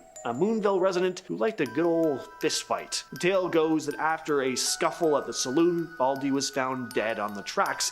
As for how he died, no one knows for sure, but now his ghost is said to loom above the tunnel, glaring at unsuspecting visitors and even pelting them with stones. Joe Ball was a serial killer. He has a couple interesting nicknames, the Butcher of Elmendorf and the Alligator Man, both of which fit. He fought in World War I, and when he returned to Texas, he started making money as a bootlegger. Then, when Prohibition ended, he opened a saloon. At the back, he built a pond where he kept 6 alligators. He'd often feed live cats and dogs to the gators, but that didn't satisfy him for long. Soon, women in the area started going missing, including his own wife. Now, in 1938, 2 county sheriffs arrived at his property to question him about several of these missing women, and Ball pulled out a pistol and took his own life. But a handyman of Joe's, Clifford Wheeler, told authorities about how he'd assisted Ball in disposing of the bodies of 2 women who he'd killed, feeding them to his alligators. It's believed Joe Ball may have taken the lives of at least 20 women. Next up, we have a small town in Texas that was once home to a lesser known but incredibly gruesome serial killer, Henry Lee Lucas, who claims to have killed over 3,000 individuals during his criminal career, which spanned from the 1960s all the way into the 1980s. Also known as the Confession Killer or Highway Stalker, Lee Lucas was born in Blacksford, Virginia, and at a young age lost his father to hypothermia, and so his mother was forced to raise him on her own. Clearly, Henry wasn't happy with this, as his mother was the first person he killed in 1960 in Michigan. He was sent to prison but only served 10 years due to overcrowding. And that's when he moved to Ringgold, Texas with his niece Frida Powell to work for a sick woman named Katie Rich, both of whom he would later kill. While he claimed to have ended the lives of thousands of individuals through restricting airways, impaling them with sharp objects, blunt force, and hit and runs, he was convicted of only 11 killings. Texarkana is home to one of the creepiest cases in the state's history, the Texarkana Moonlight Killer case. So this case was heavy inspiration for slasher movies that would come years later, along with tons of urban legends. The killer literally wore a sack with holes cut out for his eyes and would attack innocent couples while their cars were parked in an area called Lover's Lane. It's about as classic as it gets. So the first attack happened on February 22nd, 1946. A young couple, Jimmy Hollisand and his girlfriend Mary Jean Larry, were attacked by a man with a pillowcase over his head carrying a firearm. Jimmy was pistol whipped and very injured, and Mary was attacked, but the two lived. Many of the other victims wouldn't be so lucky though. He would attack 6 other people, and it all happened in a period of 10 weeks. The assailant became known as the Phantom of Texarkana, and the case was never solved. Regular hospitals are bad enough, but abandoned and haunted hospitals definitely take the cake, so of course we had to include at least one on today's list. The Yorktown Memorial Hospital, located in Yorktown, Texas, between San Antonio and the Gulf Coast. It was built in 1951 to house and treat those suffering from substance abuse. When the hospital was abandoned in 1980, the living residents and staff members exited the building. But what about those who died during their time in the hospital? Well, it's said that they still inhabit the premises to this day. And no, I'm not talking about 1 or 2 patients who died while under the hospital's care. I'm talking about thousands, over 2,000 to be exact. So really, it's no wonder the place is extremely haunted. Honestly, I'm surprised it didn't open up some kind of gateway to hell and land a spot on the list in our last video. Check it out if you'd like. Those who have entered the building have reported feeling a strange rotting sensation and claim that they can feel the tormented soul's energies in the walls. Not only that, but many people have said they've heard screams and disembodied voices while inside, as well as seeing strange floating lights in the hallways, despite the fact that the building is ancient and has no electricity. If you've been, let me know your experience. Now we move on to Kerrville, Texas, with the case of Janine Jones, a nurse who also terrorized San Antonio. What an absolute creep this woman is. Yes, she is still alive. She took the lives of an estimated 60 young patients in her care between 1970 and 1982. She'd inject patients with a variety of substances that would cause cardiac arrest. She first started working as a licensed vocational nurse at Bexar County Hospital in San Antonio in the pediatric intensive care unit. But hospital staff started realizing that an abnormal amount of young patients were dying in Jones's care. Now, here's where things get really infuriating. An investigation could have been carried out right there and then, and things could have ended here. But the hospital didn't want any negative attention, and they certainly did not want to be sued. So instead of alerting authorities, they asked all of their current LVNs to resign and then rehired exclusively registered nurses to take control of the pediatric ICU. This meant that Jones could just move on and start working at another hospital, which she did. So more young patients died at her hands at a pediatrician's clinic in Kerrville. There, a doctor finally found she'd been accessing lethal amounts of succinylmethonium chloride. So in 1985, she was finally convicted and is now serving life in prison. Circling right on back to Yorktown, it appears as though this particular town is home to not only an incredibly haunted hospital, but also an incredibly disturbing creature known as a Wendigo. Although the creature is best described in Algonquin folklore, which is Canadian for my Americans on this channel, many locals of the town claim to have seen one of the beasts. Many people have compared the Wendigo to a skinwalker, as it is tall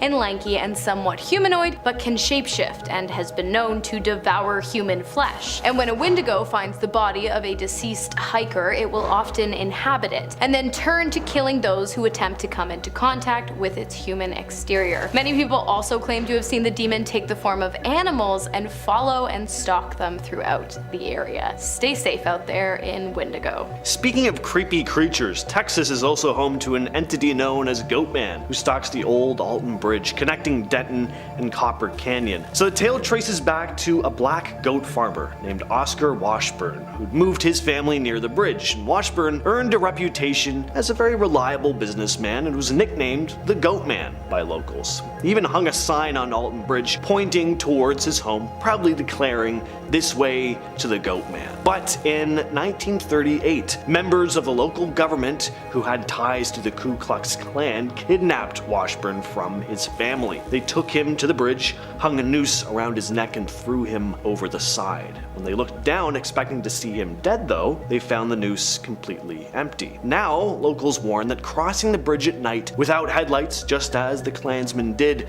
will summon the Goatman. People crossing the bridge will claim to spot ghostly figures, mysterious lights coming from the woods, and even physical encounters like being touched, grabbed, or having rocks thrown at them.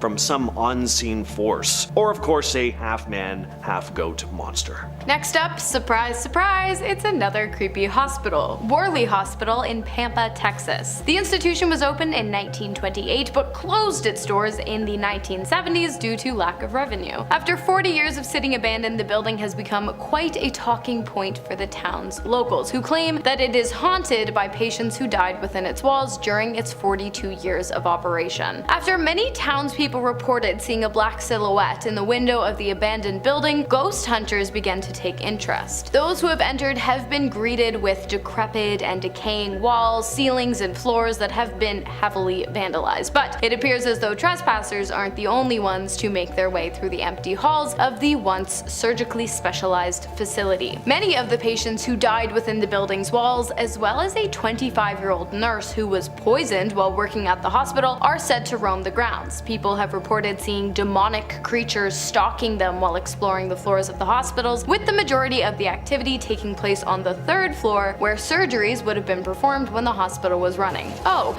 and the current owner of the grounds wants to renovate the building into a ministry. Coincidence? I do not think so. League City, Texas is home to an area known as the Killing Fields. So there is an abnormally large list of people who have been found dead in this stretch of land surrounding Interstate Highway 45. And there are also a number of people who've gone missing from this area and have still yet to be found. And out of more than 30 cases, only a small handful have ever been solved. The place is such a hotspot for mysterious deaths that a task force, Operation HALT, was set up just to investigate these incidents alone. The first cases started cropping up in the 70s with the discovery of multiple bodies scattered throughout the area, and over the decades, law enforcement agencies have recovered the remains of numerous people, many of them young women. And it's not even clear if there's just one assailant responsible, a group, or if the area is just an ideal spot to kind of get rid of evidence.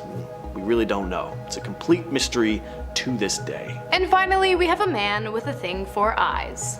Stealing them, that is. It all started in the 1990s in a rural area of Dallas. Is it a town? Not really, but this case is pure evil, so listen up. During the 90s, sex workers began turning up dead at an alarming rate, with one very striking thing in common. You guessed it, their eyes had been completely removed from their sockets. The killer was Charles Albright, also known as the eyeball killer. When he was young, Charles had quite the knack for taxidermy. He would stuff many animals a week, doing his best to make them look pristine, but there was one thing missing: eyes. His mother refused to buy glass eyes for the animals, and so instead Charles would use buttons. When he got a little older, he slept with an sex worker, which led to him getting a transmitted infection. I feel like the pieces are starting to come together. His obsession with the eyes and his hatred for women of this certain profession grew exponentially over the years, and on December 13th of 1990 he took his first life. After violating the woman, he fired a projectile from a handheld weapon, execution style, into the back of her head and carefully removed the eyes of the victim with what has been described as surgical precision. Charles was convicted of 1 killing, but most likely committed at least 3. He was sentenced to death and was executed in August of 2022. Shepherdstown, West Virginia, is arguably one of the most haunted places in America, according to those who have visited the town and experienced its dark paranormal atmosphere. The town was actually formed long before America became a country. Well, 46 years at least, and it was originally named Mecklenburg, but that changed when Thomas Shepard obtained the land in 1734. It's considered a historic Civil War area, as just 3 miles up from the town, the Antietam Battle, the most gruesome battle of the Civil War, was fought. A hotel in the town is also home to some pretty dark deaths. In one instance, a man took his own life after losing a card game. In another, a young man was killed for winning. Both men are said to roam around the hotel, and many claim to hear the younger of the two crying out for his mother, as he did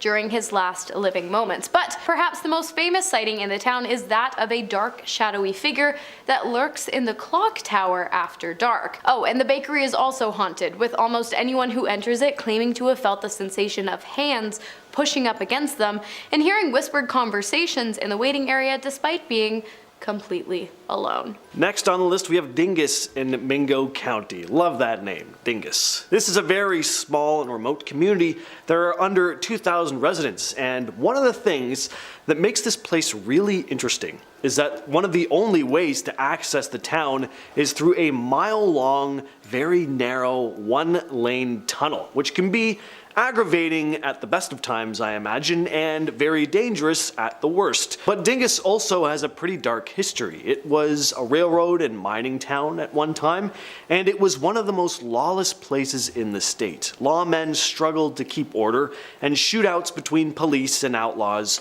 was pretty common.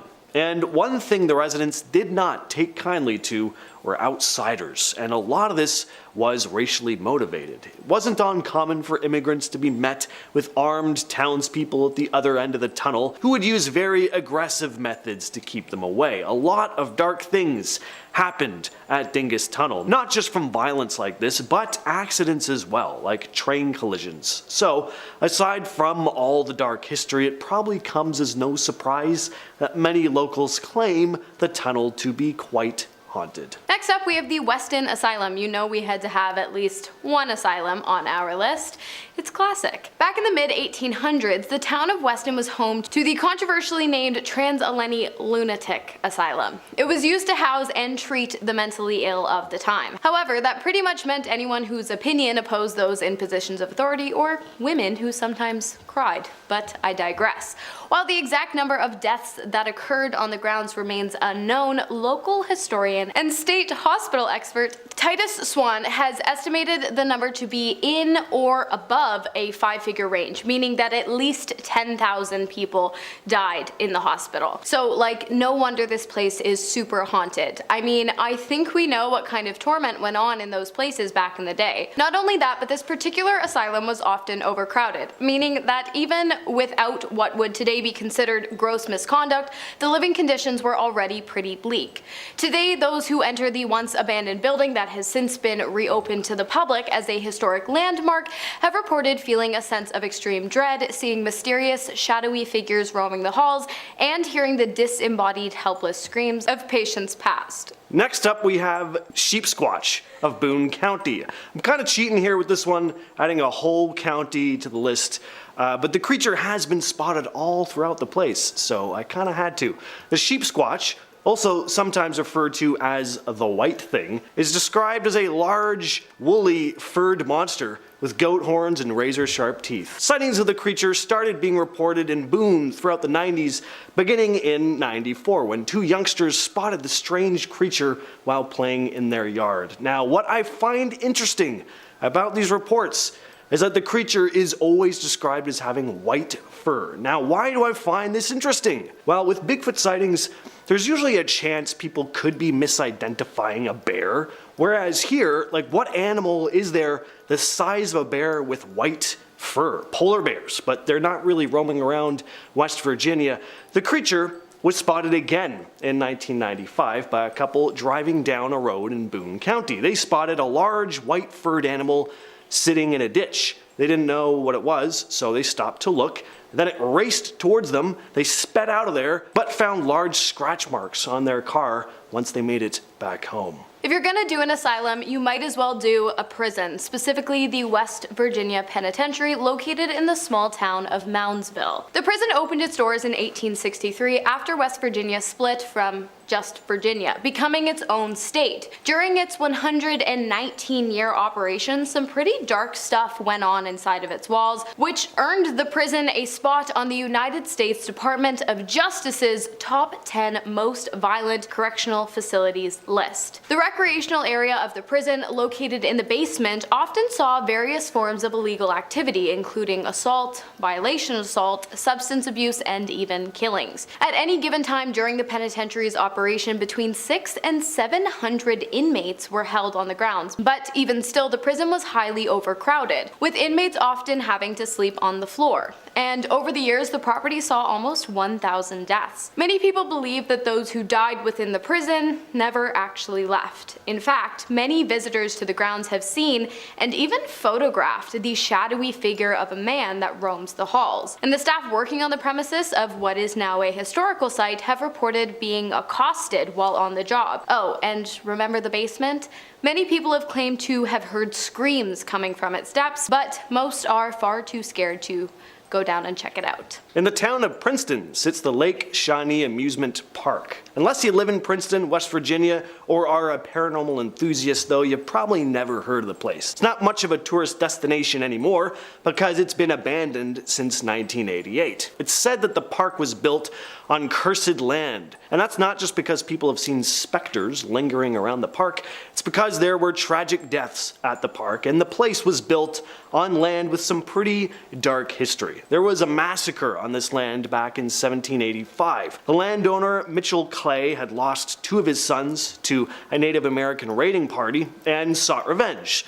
He gathered up a bunch of locals and attacked them right back. Then, in 1926, a man named Conley Trigg Snidow Sr. decided the land would be a perfect spot for a theme park. Over the years, there were 2 drownings in the pool. The park was also closed for a time after a failed health inspection. Then a former employee of the park bought the land in 1988, but was forced to close it down again just a year later because of increased insurance rates. So not the best luck for this place. And now the old structures like the Ferris wheel and swing ride stand eerily unused, coated in rust and haunted by ghosts. So they say. This next one is pretty sad, but also pretty remarkable. In 1897 in Greenbrier County, and I can do a county because James did a county, so if we go down, we go down together. Anyways, in 1897 in Greenbrier County, Zona Shu was found dead. A funeral was held and Zona was laid to rest, but she couldn't rest, and so Zona's spirit visited her mother and explained to her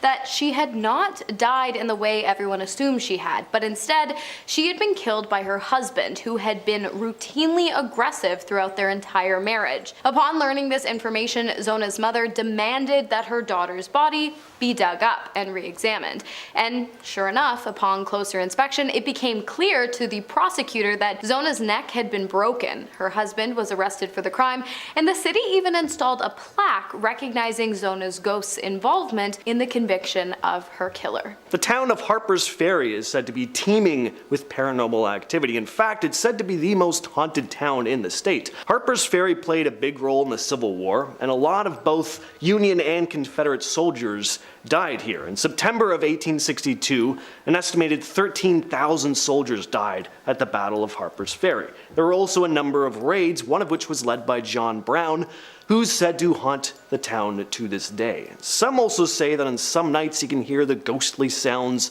of drummers marching their way down High Street.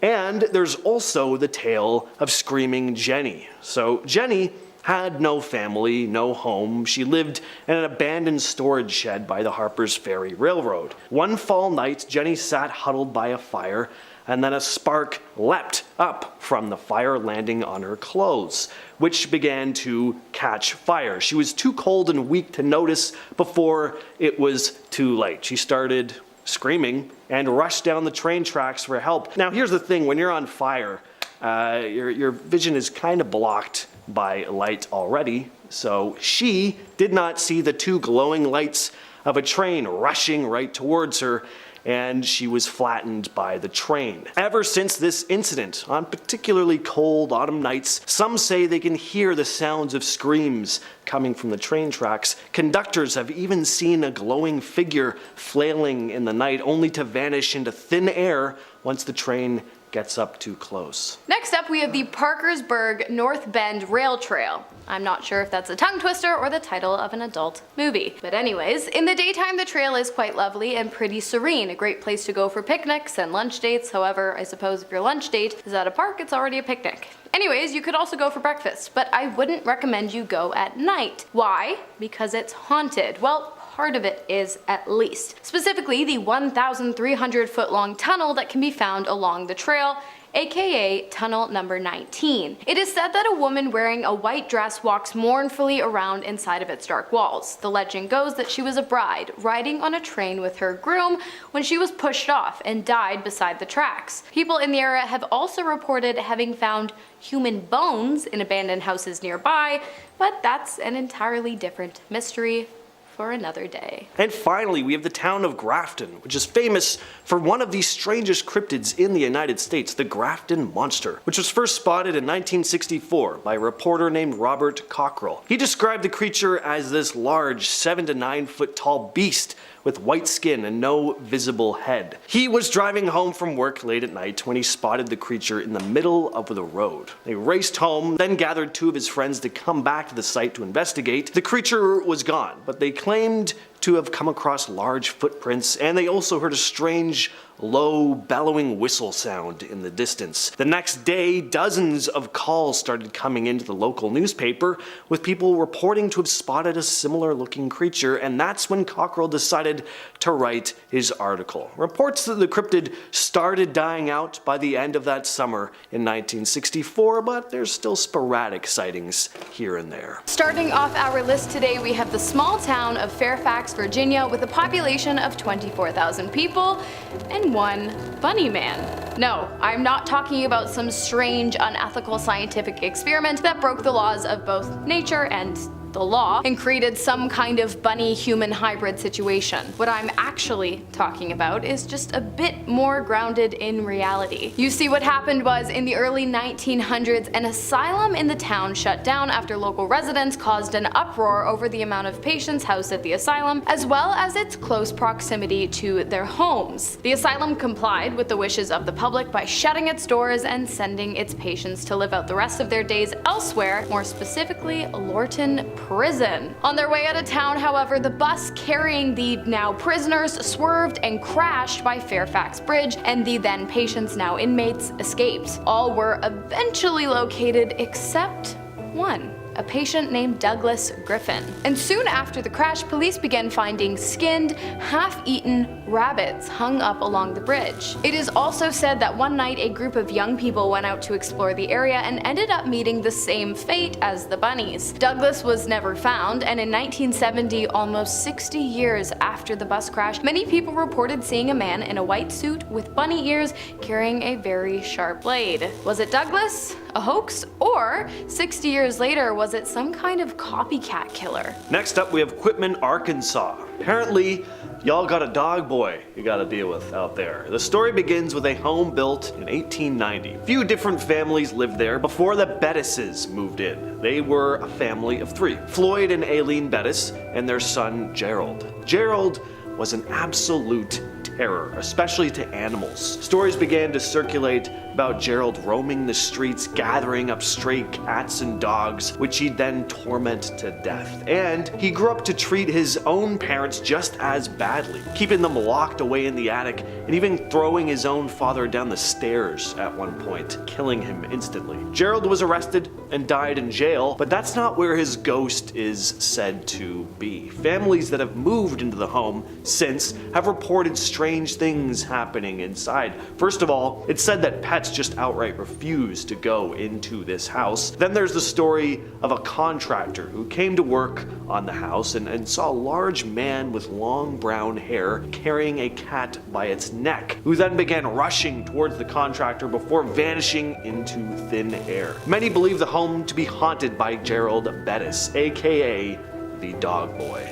Next, we are headed on up to Gary, Indiana, also known as a serial killer's playground. Once a thriving steel town known as the Magic City, Gary kind of fell off after the local industry began to decline in the 1990s due to competition overseas. Eventually, it turned into somewhat of a ghost town with over 10,000 abandoned and decaying houses far beyond repair lining its empty streets. As is with most abandoned places, the town quickly became a hotspot for arsonists, vandals, cult gatherings, and even a serial killer by the name of Darren Van. Between 2013 and 2014, Darren ended the lives of 7 different women by forcibly restricting their airways, and 6 of these women he hid throughout various abandoned homes in the town. The bodies remained hidden and his crimes remained undetected until police found his final victim lifeless in a motel bathroom. To avoid the death penalty, Van made a deal. Instead of pleading guilty to the one killing, the only killing police had evidence to charge him for, he would plead guilty to 7 and bring the police to the homes in which the bodies were stashed to prove that he did in fact commit those crimes. He was instead charged with 7 concurrent life sentences without parole. Next on the list is Ojai, California, and the tale of the Charman. Just south of Ojai lies Camp Comfort County Park, which is full of urban legends and ghost stories, like tons. There's the ghost of a horsewoman, a headless motorcyclist, there's a vampire skeleton confined in a stone coffin. The list just goes on and on. There's stuff happening at this place. But one of the creepiest urban legends is the one they call Charman. So in 1948, there was a huge fire in the home of a father and his son. They were both horribly burnt before firemen arrived, and it took them a while to get there apparently, because by the time they did get there, the father was dead and the son had become completely deranged. He'd hung his father by his feet and skinned him. And the story goes that he just went crazy and then decided to do that. He was like, "Oh, I'm burnt! I gotta hang my father up and eat his skin."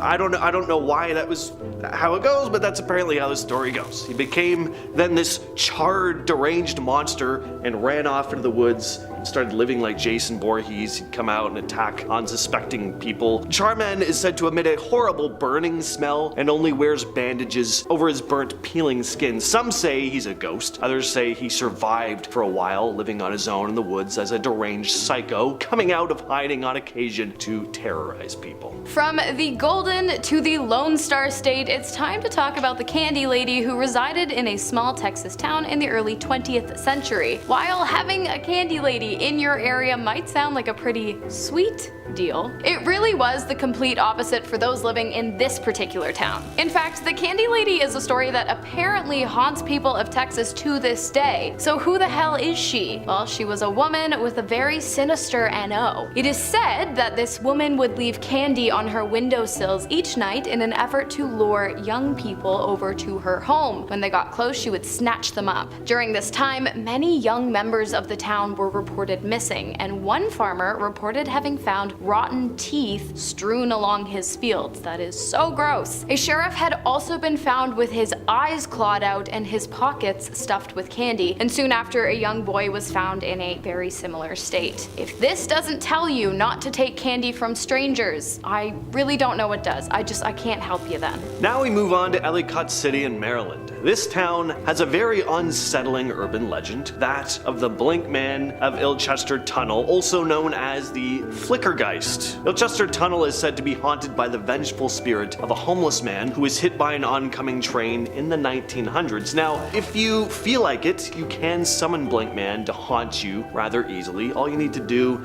is head to the tunnel at midnight. Of course, it's always midnight, and stare into it for a whole hour. When 1 a.m. hits, it's said that you'll start to see the ghostly, tormented face of the Blink Man, and then every time you blink from that moment on, you'll see him creeping closer and closer to you when your eyes are closed. Now, personally, I wouldn't suggest doing this, even without the possibility of being haunted by a disgruntled homeless ghost the rest of your life. Just don't think it's a great idea to stand staring off into a tunnel in the middle of the night on active train tracks. Moving on up and over to Exeter, Rhode Island, home to many of history's New England witches, the first of which was executed in 1647. Fast forward to 1982, let's talk about the pure evil that is the final days of a young woman named Mercy Brown. Was she a witch, or was she just educated? Or was she actually a vampire? Well, here's the thing. In her life, Mercy had watched both her mother and sister pass from tuberculosis, the same disease that Mary suffered from leading up to her final day. Due to all the deaths surrounding Mary and the Brown family, the small town of Exeter began to believe that she might have been a witch, or worse still, a vampire. Why? No clue. What did they do about it? Well, after her burial, they dug her up and burned her heart and her liver to ashes, and then they force-fed those ashes to her surviving brother, who died just 2 months later. If that's not dark enough, it is said that Mercy Brown's ghost still haunts the cemetery in which her decimated grave resides. Next on the list is Tagus, North Dakota. Now, Tagus has long been abandoned. It's a ghost town that once thrived in the 1900s. There's not a whole lot left of it now, just a handful of rundown homes, and of course a stairway to hell. At one time, there was a Lutheran church in the ghost town. It was burnt down in the early 2000s by hoodlums. The abandoned church was always said to be a real spooky place. Satan worshippers were said to practice dark rituals there. It's said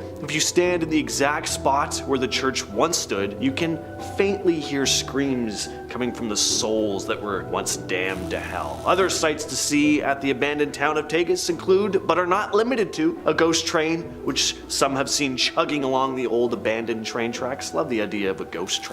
Ghostly hellhounds, regular old ghosts, and ticked off local residents who may not be too pleased with mass amounts of people descending on the ghost town to catch a glimpse of the paranormal. From the stairway to hell in North Dakota to the gates of hell in Thornton, Colorado. What's next? Highway to Hell in AC/DC? Anyways, the gates are said to be located just off of Riverdale Road, a relatively short road in Thornton. But you know what they say, short road, big scary mansion containing the gateway to hell. The mansion is said to have gained its entryway status after a man buried his wife, son, and daughters alive on the property. But these were not the first deaths to occur on the lot. In previous years, many people had been killed and strung up around the mansion as well. We are not sure if the madman responsible for all of these deaths was outright trying to summon the devil, but it appears that when you do that much evil in such a short amount of time, it just kind of happens. Along with the decrepit old mansion's gateway status, the ghost man's wife is said to haunt the property as well, along with a pack of ghost dogs. Many people who have attempted to visit the mansion have reported hearing whispers and screams, experiencing car trouble, feeling a chill, and seeing phantom vehicles and disappearing men on the road. Pretty creepy. I would not recommend going there. We're rounding out the list with the town of Cumberland. So this small town in Rhode Island has an urban legend that may have been part of the inspiration for Freddy Krueger in A Nightmare on Elm Street. So campers at Camp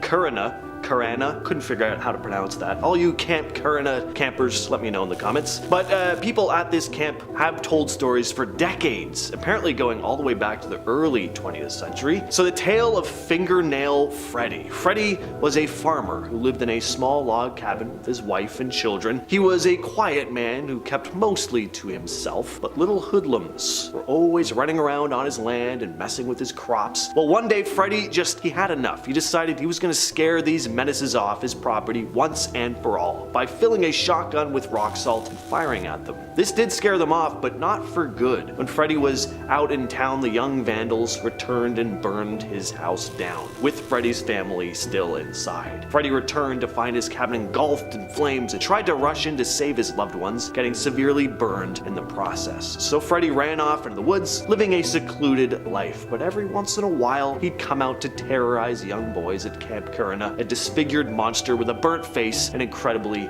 long nails. And we're starting off the list with the town of Holman in Wisconsin. This small village has a story about one of the wildest cryptids in the United States, the man-bat. Unfortunately, it's not Batman. This is a large, half-man, half-bat looking creature, far less friendly. Actually, there is a man-bat in the actual Batman. It's a bit more like that, the villain, the scary monster guy. So this story goes that on a September night in 2006, a father and son had a terrifying run-in with what they described as a man-bat while driving down Briggs Road at night. Traveling in their truck, the pair spotted a massive figure hurtling towards them in the darkness. The father swerved to try and avoid colliding with the thing, and the creature abruptly changed course, flying up into the sky with a piercing shriek. Now, immediately afterward, both men were overcome by this sudden and severe illness, forcing them to pull over and vomit. Now, some say that has something to do with the creature. I don't know, it was maybe emitting something into the air. I just think they saw something really wild and it was overwhelming. I'd probably be barfing after seeing something like that.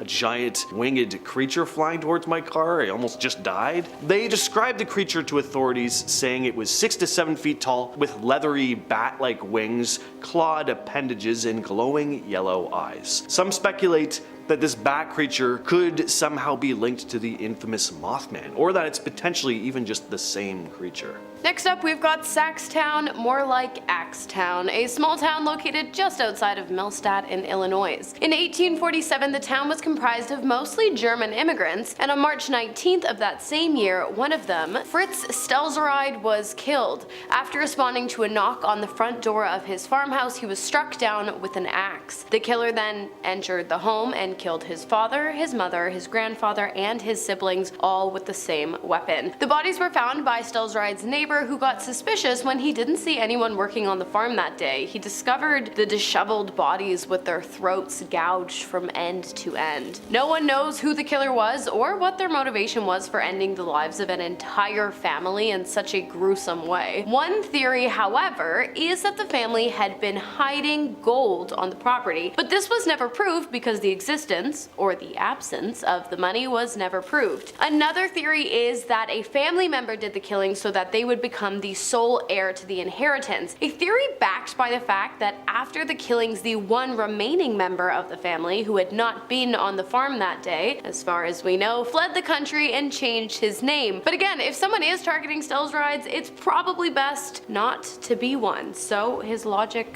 could come from somewhere else. Moving on to Woodland Park in Teller County, Colorado. Now, we have a very unsettling and tragic case involving a young man named Joshua Maddox. So in 2008, a man named Chuck Murphy was demolishing his old wood cabin when he came across something incredibly disturbing. It was the remains of Joshua Maddox, a young man who had been missing for 7 years at that point. He'd been stuck in the chimney. Now, it's pretty obvious that he died in the chimney, but there's always been this mystery as to why he was in there in the first place. Joshua was last seen alive in May of 2008 when he left his family's home to take a walk, but he never returned. Joshua seemed to have vanished without a trace. Then, in 2015, he was found lodged in the chimney of the cabin. This was the last place anyone was expecting to find him, which is why he was found completely by accident. So now people were wondering what happened to him during those years that he was missing. Some think there may have been foul play involved, that someone had forced him into that chimney. Others think he'd just been maybe up on the roof of the cabin for whatever reason and then had an accident. Next up, we have the mystery of the Below killings, which took place in Windsor, North Carolina in 1993, back when the town had a population of just 4,000 people. So small, yes. Mysterious, also yes. On June 6, a man armed with various weapons entered the local Below grocery after hours. There were 6 employees in the building, all doing their closing duties when the man arrived, and using his handheld projectile weapon, he led them all into the meat cutting room in the back. He bound their hands with duct tape and then stacked the employees 2 by 2 before firing his weapons at all 6. He then grabbed a meat cleaver and used it to impale the bodies numerous times, again and again, until the blade actually broke off into one of the victims' backs. Super disgusting, but surprisingly, after the attack, one of the victims was able to break free and call the police. Even more surprising, 3 of the employees actually survived the attack as well. The surviving employees were able to give a description of the man to police, but neither could figure out who committed the heinous crime, why, and where they are now. But the police did say it was malicious and thought out. There's currently a $30,000 reward for any information that can lead to the arrest of the assailant, so if you know anything, give the Windsor, North Carolina police a call and leave a comment. Next on the list is the Jamison family case. In October of 2009, Bobby Jamison, his wife Sherilyn, and their daughter Madison disappeared from their home in Oklahoma. They were last seen alive on their home surveillance system footage, making trips between their vehicle and their home, packing to leave, in what authorities described as this very odd, almost trance-like state. Their abandoned truck was discovered days later in Latimer County, Oklahoma, with their malnourished dog inside and important belongings like their ID cards, their wallets, phones, a GPS system, and a large stack of cash. The family had been considering purchasing a plot of land nearby at the time of their disappearance. But it wasn't until November of 2013 that the skeletal remains of 2 adults and their daughter were found by hunters in a remote area of Latimer County, less than 3 miles from where the truck was abandoned. The remains were confirmed to belong to the Jamison family. The exact cause of death couldn't be determined because of how advanced the decomposition was, so the case is still completely unsolved. Next up, we have the mystery of the vanishing Iowa town of Urkhammer. In 1928, the town was small but thriving. It was well kept and growing. The grass was always mowed, the roads were always clean, and ever so often new buildings would pop up as well. Pretty normal town, right? Well, things started to get weird when an aerial photo taken of the town painted an almost opposite picture of what could be seen from the point of view of someone on the ground. The town looked abandoned and disheveled. The grass looked overgrown and unkempt. A weird photo is weird, but many people did their best to believe that the image was the result of a messed up camera lens or something of the sort. But then things got weirder. During a road trip, an American man had stopped to fill up his gas tank in the town, but when he drove away, he realized that his tank had never been filled up, and so he drove back to get the gas that he paid for. He ran out of gas before he could reach the town, but he could see it and it didn't look far, so he got out of his car and began walking and walking and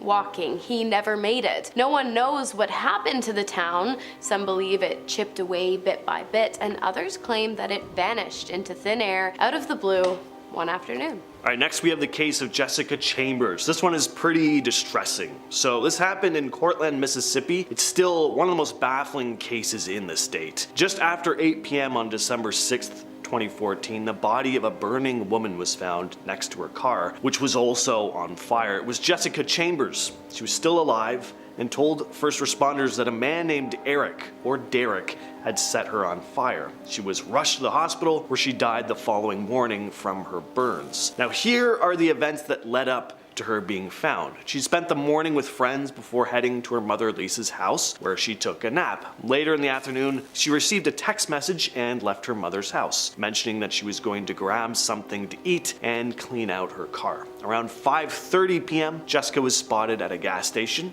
approximately 1.5 miles from where her body would later be discovered. This was the last confirmed sighting of her alive. Location data from her phone indicated that she'd traveled to nearby Batesville around 6 p.m. She returned to Cortland around 6:30 p.m. At about 6:45, she made a call to her mother, who noted that the call was unusually quiet. This was just 15 minutes before Jessica drove to the area where her body was found. At 7:30 p.m., she arrived at the location where, tragically, she lost her life about 30 minutes later. Nobody knew who this Eric or Derek could have been. Everyone with those names in the surrounding area was questioned, but they were all ruled out. The case is still a complete mystery. Next up, we have the Gurdon Light, which can be found in Gurdon, Arkansas, or Arkansas if you're James. He'll never live that down, guys. The light appears floating over the town's railroad tracks. It's eerie, ominous, and it glows a bright bluish white and sometimes has a bit of an orange tint. While the light might sound like some kind of ghost story or urban legend, it's actually not. It's a real phenomenon that occurs on a regular basis and that has been witnessed by hundreds of people, and maybe you if you decide to go visit. But still, no one knows why this light appears. There have been, of course, speculative ghost stories. Some people believe that one day, many years ago, a worker was killed on the train tracks and lost his head, and the light is the worker trying to find it again. Others believe he was killed by a co-worker with either a hammer or railroad spike, and some people believe in a much more scientific explanation. Kind of. Underground quartz crystals in the area that are under constant stress cause an electric reaction that results in the glow. Is that true? We don't know. There's not really a lot of scientific evidence to back the scientific theory up. Quotations, of course. The light is always there, but it's only visible at night. Some people believe it to be swamp fog, but that also doesn't make sense. Whole lot of theories for this one, but no real answers. If you have a theory, why not add it to the already very long list down below. Now we move on to Longview, Texas to discuss a mysterious entity that's said to lurk in the Gregg County Historical Museum. This eerie presence lurks on the second floor, where a century-old iron coffin holds a haunting secret. Larry Corrington, a member of the board of directors, has spent a long time volunteering at the museum and has experienced some pretty unsettling stuff. According to him, while he works downstairs, he sometimes hears this distinct sound of small footsteps echoing near the coffin upstairs, and he's not the only one who's heard them either. Other volunteers have also reported hearing these phantom footsteps. The origins of the iron coffin date back to the 1880s when it was discovered near downtown Longview. Inside the coffin were the remarkably preserved remains of a young girl. It's believed that she passed away while on vacation, and her family, unable to transport her body back home to West Texas, chose to lay her to rest in the iron coffin. Now, the girl's remains were reinterred at Greenwood Cemetery, but the coffin itself found its way to the Gregg County Historical Museum in 1980, where it's been ever since. Next up, we've got the Well to Hell, located in the back of an old graveyard in Sabattis, Maine. In 1956, it is said that a local boy had been dared by his friends to descend into the well. The young men were in high spirits, making jokes as their friend began his descent into the well. Well, they lowered him down using a rope, but when he reached the bottom, his friends assumed he would call up or yank the rope to signal that he wished to be lifted back out, but there was nothing. Just silence and no sign of movement. Eventually the friends took initiative and dragged the boy back up from the well, but as he emerged from the darkness, he looked like a completely different person. His hair had gone white, his eyes appeared as though they had lost what was human about them. It was like he had aged and completely changed in a matter of minutes, and not only that, but he had gone mad. He was unable to respond when his friends asked him what happened in the well. After the incident, he was confined to a mental institution and he never spoke another word ever again, but he would occasionally scream in terror. What happened in the well that day, no one knows. No one's been able to figure it out, what goes on down there, but I think a pretty good theory is that it was, in fact, a well to hell.